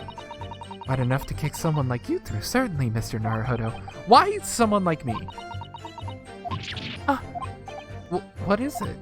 Look, just here. Look at this. That's, without question, it's blood. Why would there be a blood stain there? Surely. It can't be unrelated to the case, can it?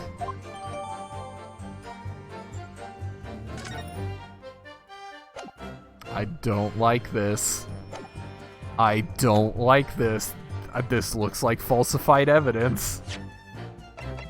Objection! On the night in question, the victim was fatally stabbed in the stomach, and immediately afterwards, the victim's body was pushed through the skylight into the cabin below. Those are the facts, and the irrefutable proof remains clearly visible in the omnibus that stands before us today in this very courtroom. What? That's utter humbug. You can't possibly have any evidence. No, you can't. I mean, we didn't do it, I tell you. It's impossible. Irrefutable proof. Here in this courtroom. Counsel? My lord. I believe everyone would appreciate a little clarification here, Where exactly within the omnibus is this evidence to which you do allude? You will point out what it is that proves the victim fell from the roof deck through the skylight. It's up here, my lord. It's this.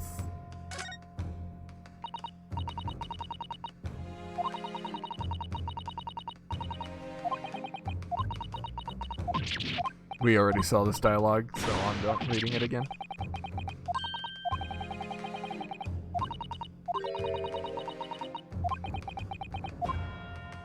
Oh, I have to... Got it! There we go. By Jupiter! Is that blood? This bloodstain proves two things. Firstly, when the incident occurred, the skylight of the omnibus was open. What? And secondly, the victim was already bleeding when he fell through the opening. Oh my. And so it follows that Mr. McGilded, who was inside the enclosed cabin himself at the time, cannot possibly be guilty of this crime. No! Order! Order! Order! But the blood could have sprayed up there when the fellow was stabbed inside the cabin. And only found its way to that one particular spot on the skylight. Sure, and that would be very convenient. And let's keep it in mind that the skylight catch can only be unfastened from the roof deck. I myself wouldn't have been able to open it now, would I?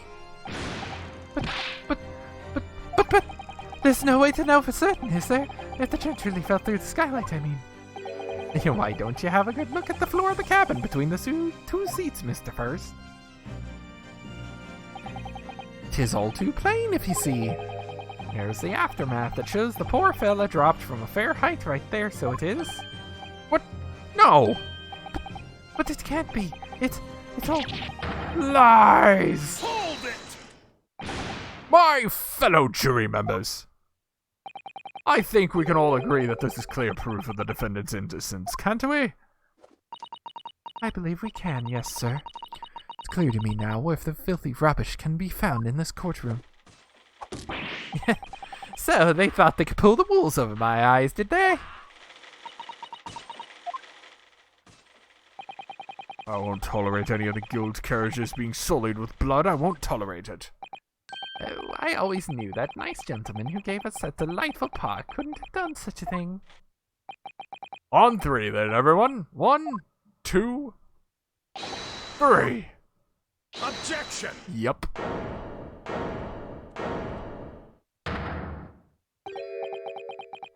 Chilling performance, Mr. McGilded. Oh? And what would you be referring to there now, Lord Van Sykes?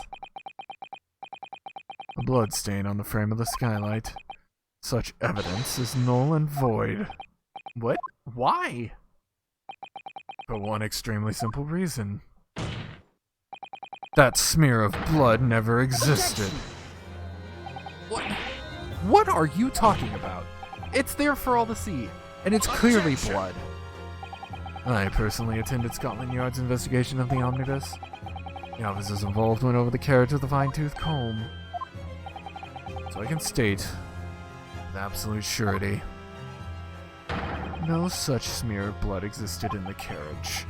At least not until this trial began. But... Are you suggesting, Lord Van Sykes, that this stain of blood was fabricated, my lord? Yes. And while this court has been in session.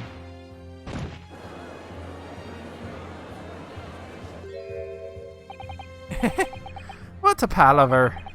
Must say I didn't expect such crude reasoning from a prosecutor of your standing, Lord Van Sykes.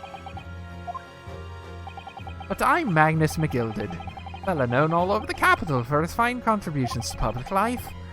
I don't take kindly to slander, and I'll fight it to the bitter end, even if it's rolling off the tongue of the Reaper of the Bailey.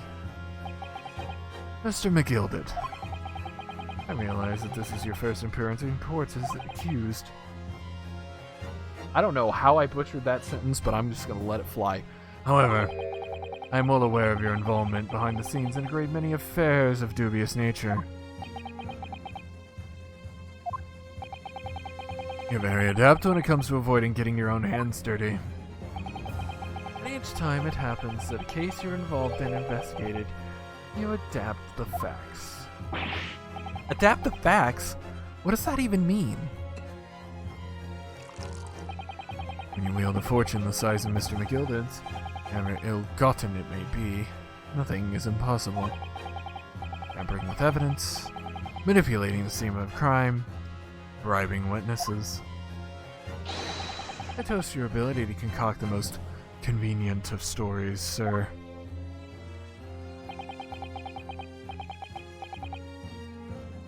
Tut tut, Lord Van Sykes.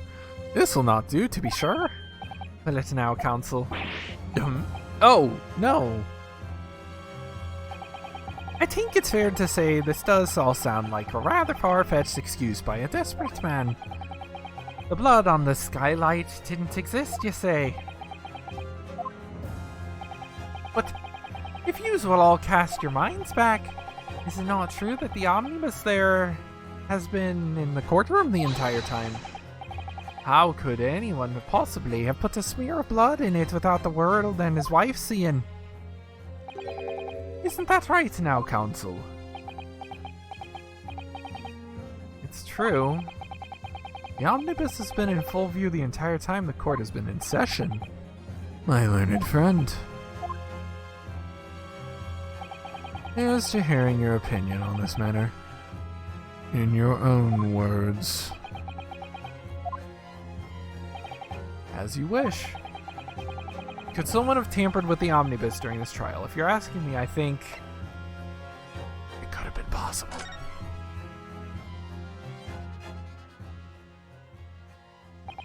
as a defense lawyer, it's my job to advocate for the defendant as best I can, but still, feel as though there's something even more important at stake here. There is no evidence to suggest that the defendant did as my learned friend suggests. However, in terms of having the opportunity to carry out the alleged tampering, there is one possibility. Ah, good gracious, explain yourself, counsel.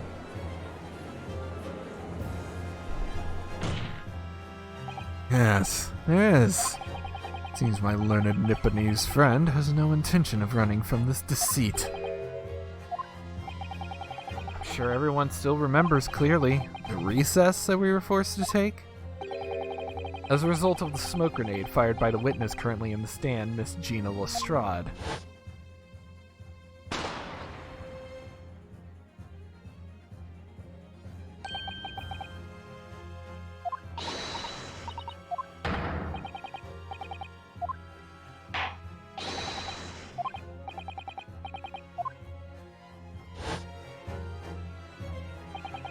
The courtroom was filled with smoke, and everyone was thrown into confusion.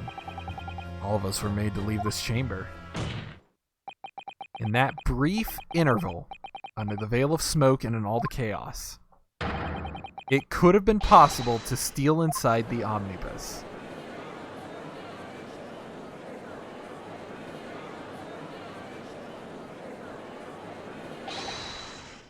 Are you wise? What are you trying to pull, you rotten, feckless gouger? Feckless gouger? You're supposed to be defending me. 'Tis a wicked plot. 'Tis a plot to undermine me, so it is. Whatever you think this is, it changes nothing. The facts are the same. After this courtroom was evacuated earlier as a result of the smoke grenade, a number of inconsistencies materialized in relation to the omnibus. Inconsistencies? Such as... To start with, the storage compartment underneath the rear passenger seat. When the police investigated the omnibus, this compartment was full of the driver's items. Secondly, we have the smear of blood on the edge of the skylight. As I have said, that was not present at the start of the trial this morning. Fortunately, Lord Van Sykes, no one is able to corroborate your claims. It's true. When the omnibus was first sealed out, both the storage compartment and the skylight were shut. Accordingly, I'm afraid to say we cannot establish with any certainty this evidence is the result of tampering or not. Indeed, my lord. No doubt there was not a single person who saw fit to verify no such things. What do you think? Sorry? About the omnibus. Is there anything else unusual about the omnibus? My lord. Yes, counsel. There is one further inconsistency. A mark that surely could not have been present at the start of the trial. What? What in the devil's name are you going to say now? If you dare to betray me, you little maggot, better start to watching your back. Silence, McGilded. The court awaits the defense's clarification. This trial keeps swinging one way and then the other. No idea what's truth and what's deception. What am I supposed to believe here?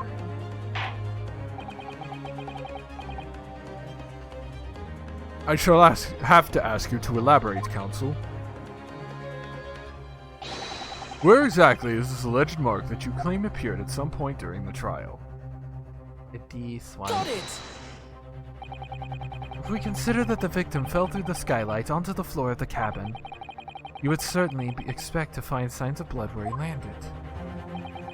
But as far as I recall, this bloodstain on the cabin floor was not there when the omnibus was first brought into the courtroom. Good Lord!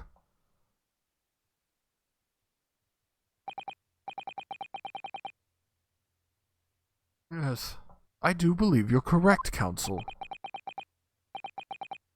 Well said. Although, as advocate for the defense, one might say that was a very careless slip of the tongue.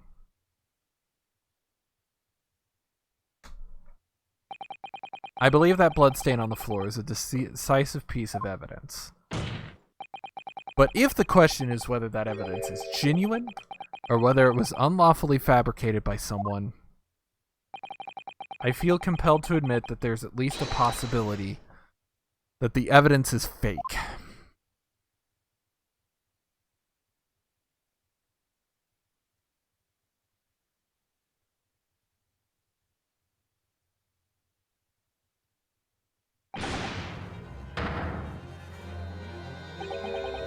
This trial is over. Mr. McGilded?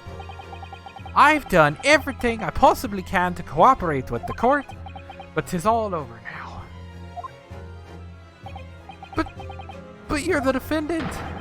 'Tis over, I tell ya. Memory, recollection, what people think they saw, 'tis all a nonsense. Facts are what counts, and the fact is, the bloodstain is there now. Well, And over the course of this desperate trial, long and extremely drawn out as it has been, that good or nothing for nothing reaper of the Bailey has failed to present any decisive evidence at all. I'm scandalized, so I am. I thought better of Lord Van Sykes. Well, my lord.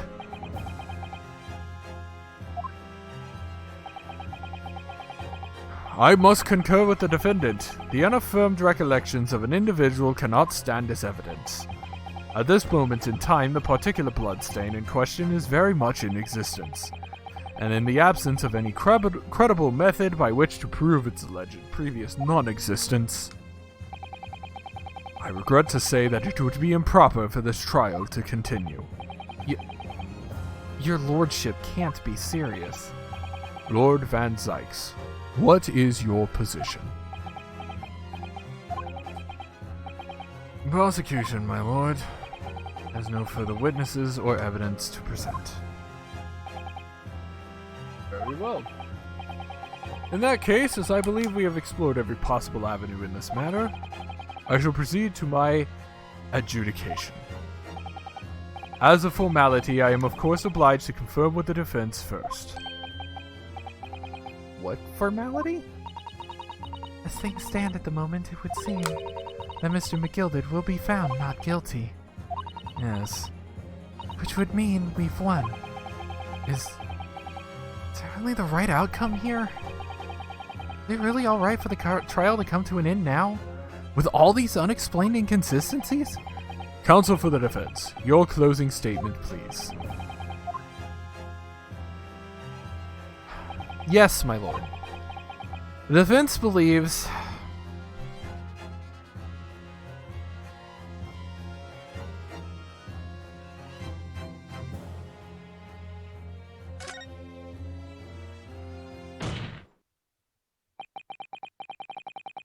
as Mr. McGilded's legal representative. I can't breathe. The air in here is stifling, but I'm this man's defense lawyer. There's only one thing I can say in this situation. I believe the defendant, Magnus McGilded, to be innocent of the allegations brought against him. Thank you, counsel.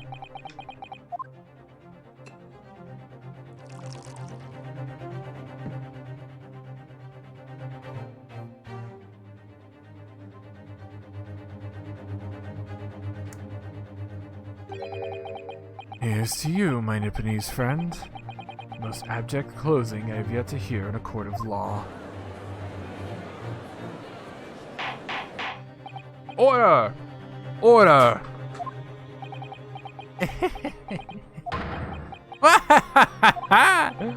Ah, 'twas a grand decision to appoint you as my lawyer, so it was. A grand decision. You saved me from you've saved one of London's most influential gentlemen, fella. You should be proud of yourself. Here, have this for your troubles. Your job here is done, fella. Some fine work you've done, so you have. What do you mean? 'Tis just as the right honourable gentleman so succinctly put it afore. The trial can't go on anymore. And your closing statement there was, how did you put it now? Nothing more than a formality.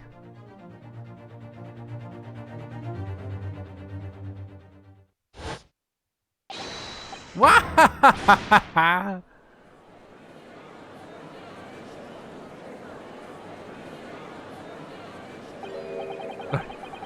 I really don't know what to make of all of this. Was the evidence we've seen genuine or was it fake? His lordship would be fuming. Any unsightly rubbish should be disposed of promptly, as I said. The stinking rich are always guilty of something.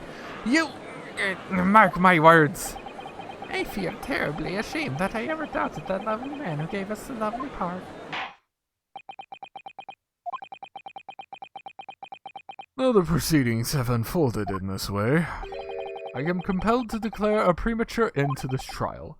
Furthermore, the court must accept the defendant's plea.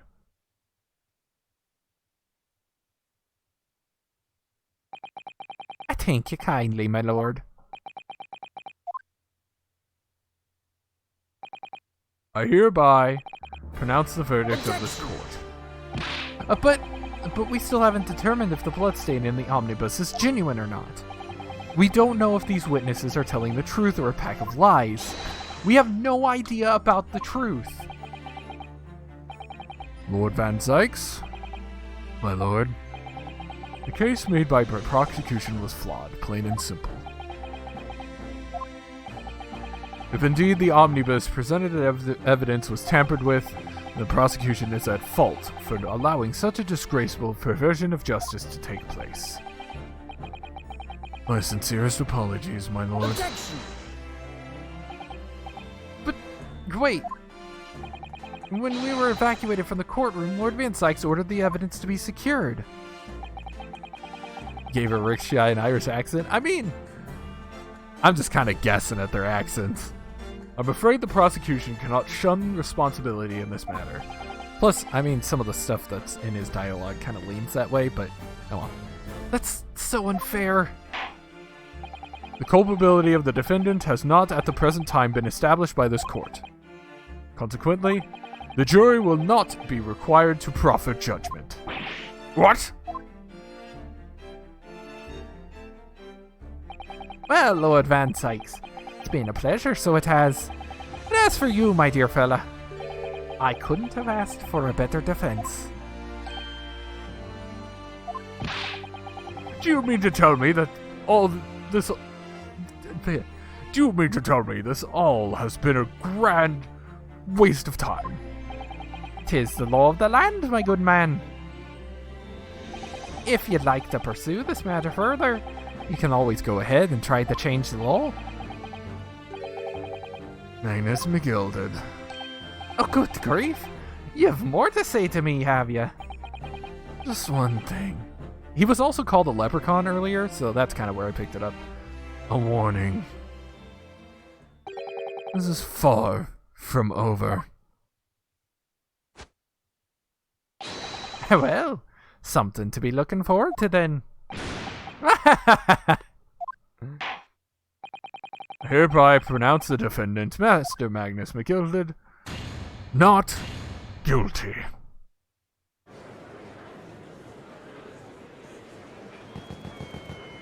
Oh my god, there's fireworks. Yay, stereotypes. I mean, that is 90% of this game. I can't believe it. This is an outrage. They should have examined the evidence more. What are you talking about? The man's been cleared. He's innocent.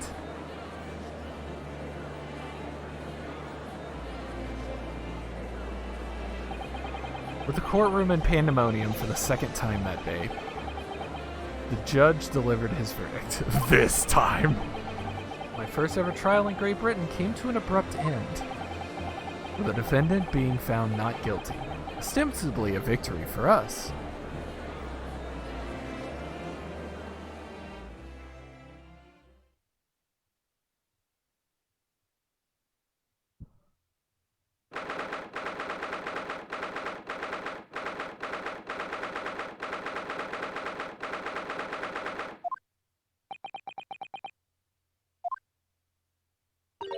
It certainly was a long trial.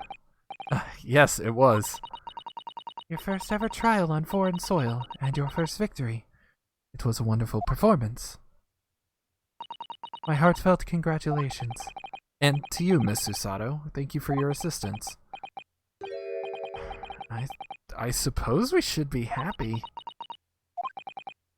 Trouble is, we're still completely in the dark about what actually happened. Well, we didn't have enough time. But isn't it wrong? I mean, who was actually responsible for Mr. Mason's death? We don't even know that. The sole aim of the defense is to obtain a verdict that exonerates the defendant. You carried out your duty to perfection. Aye, that you did. Mr. McGilded. Ah, and that girl is with them too. Well, it seems the stories are true. Oh, what stories? About the 6 enormous fireworks they do be letting off when there's a verdict of not guilty. I'm sure yous must have seen them now. Spectacular, wouldn't you say? Yes, definitely. I'd heard it was a sight to behold, and to be sure it was. And I've you to thank, I suppose, for having an opportunity to see it. Oh, I don't know about that. I'm not sure I really did anything. What on earth are you saying, fella? How did I walk out of there a free man then? I don't think it was so much thanks to me as down to your planning. You're a straight-talking fella, aren't you? I must say you had me astray in the head there once or twice. But you're young and headstrong. Tis water under the bridge. Congratulations, Mr. McGilded, on having your name cleared. Nothing's resolved. There's only one thing that matters to me. Oh? Aye? They've all seen that I didn't do that odious and abstinent deed. 'Tis grand, is it not? I suppose it is. Now the fine fellas of Scotland Yard can take matters in hand and sort out any wee details. They'll see it for what it is. They'll get to the truth. I've absolute faith in them, so I have. After all, I do be providing a good number of their wages with all the taxes I pay. It's not that funny. So then, as we agreed beforehand, 1,000 guineas for your troubles, fella. Oh, no. I couldn't possibly accept that much. I'd be whist. You're a humble people, are you? You from the east? Well, if you insist. But have this still and all. You deserve a reward. Mr. Magnus McGilded. Everything is ready, sir. You'd like to follow me into the courtroom? Into the courtroom? What's this, officer? 'Tis sooner than I was led to believe. Hope it's not inconvenient, sir. There were some changes to the schedule. Well, I must be making tracks now. 'Tis time for the inspection. Sorry, what inspection? They're going to examine the omnibus again, so I'm told. I asked if I could be present for it myself. Going to examine it again, now. Naturally, I'm under no obligation to take part in any more of this matter now. But as an upstanding member of London society, I do be doing my best to help what I can. 'Tis a gentleman's duty, so it is. Scotland lard, made with the fat of the finest Scots. So then, fairly well. 'Twas an absolute pleasure meeting yous. I hope you're having a whale of time while you're studying here in Great Britain.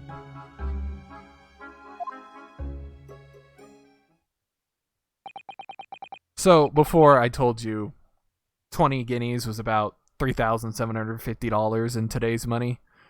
1,000 guineas by that same conversion rate would be about $187,000. It's a lot. There he goes. Free man.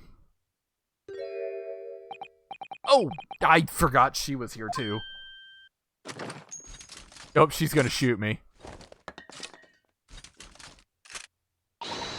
Don't Let's move. Whereas I wanted to say get a move on. She really does take forever to load that thing. Miss Lestrade, would you mind putting that thing down? You're a grown-up, Sorry? and I hate all grown-ups. Ah, there you are. Oh. Not who I expected. Naughty, naughty, running off like that. Is this some kind of picnic? Who's this little girl now? And taking that with you as well. I was looking forward to the trial run of my experimental smoke grenade launcher.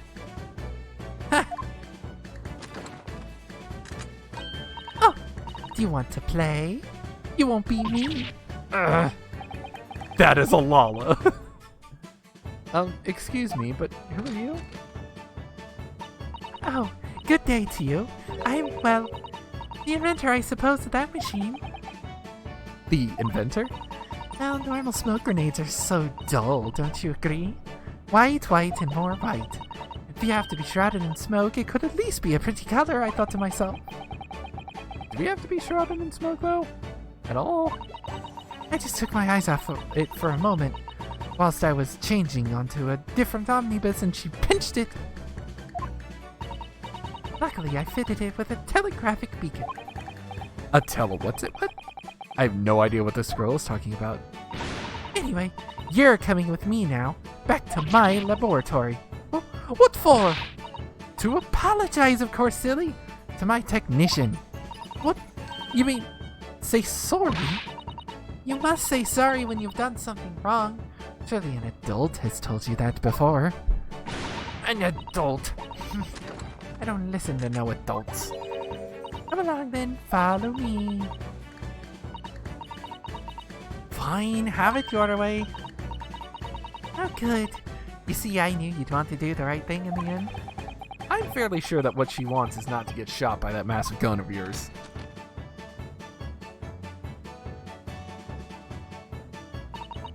We'll be leaving now then. Bye-bye. I'm so sorry for all the fuss.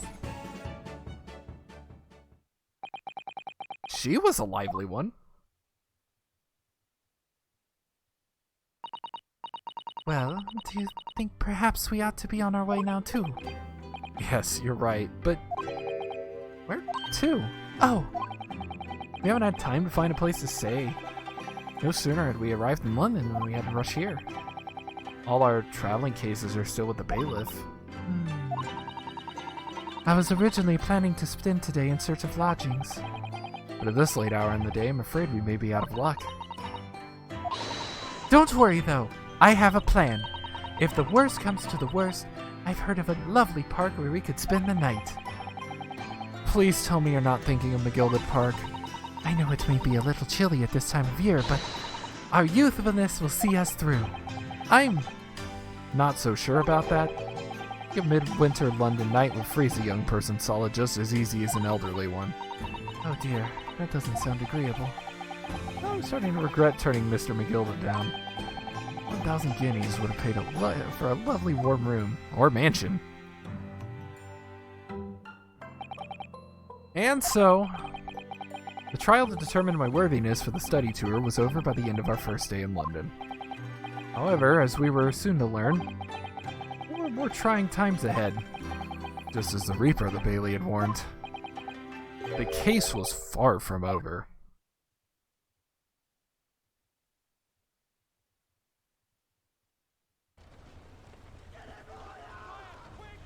What's going on? Get the fire brigade! Water! Bring water, quick! Uh, How did this happen? I don't know, sir. By the time I got here, it was already engulfed. No one was supposed to be allowed in here before we started investigating.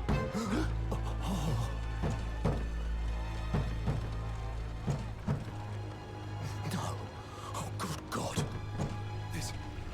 There's someone in there.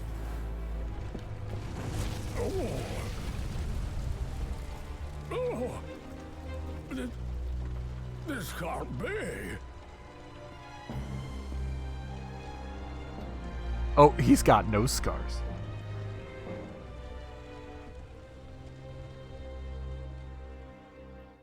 What the fuck?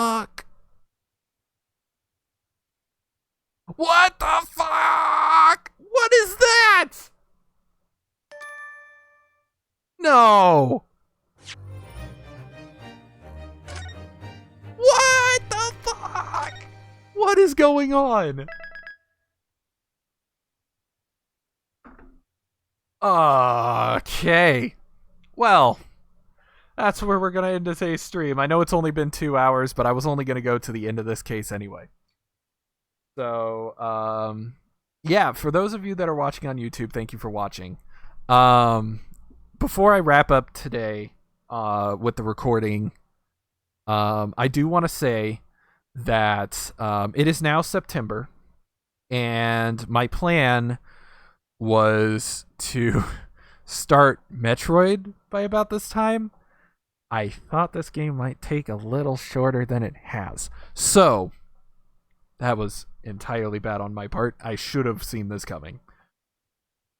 So, I'm going to put this game on pause. I'm having a ton of fun with it, don't get me wrong, and I do plan on doing the rest of it. But starting next week, I'm going to be starting up Metroid. So, this game will go on hold for a while. So you won't see anything in the recordings or anything for a few months, most likely. At least 2, maybe 3 months. So I do apologize if you've been watching on YouTube and keeping up with this. This will go on hold for a while. Every single one of these games lasts a literal year. Yeah, this one's going to take a while. But I will get back to it, I promise. So thank you for watching on YouTube. And I will see you in future Ace Attorney videos. They are coming. They will just be a while.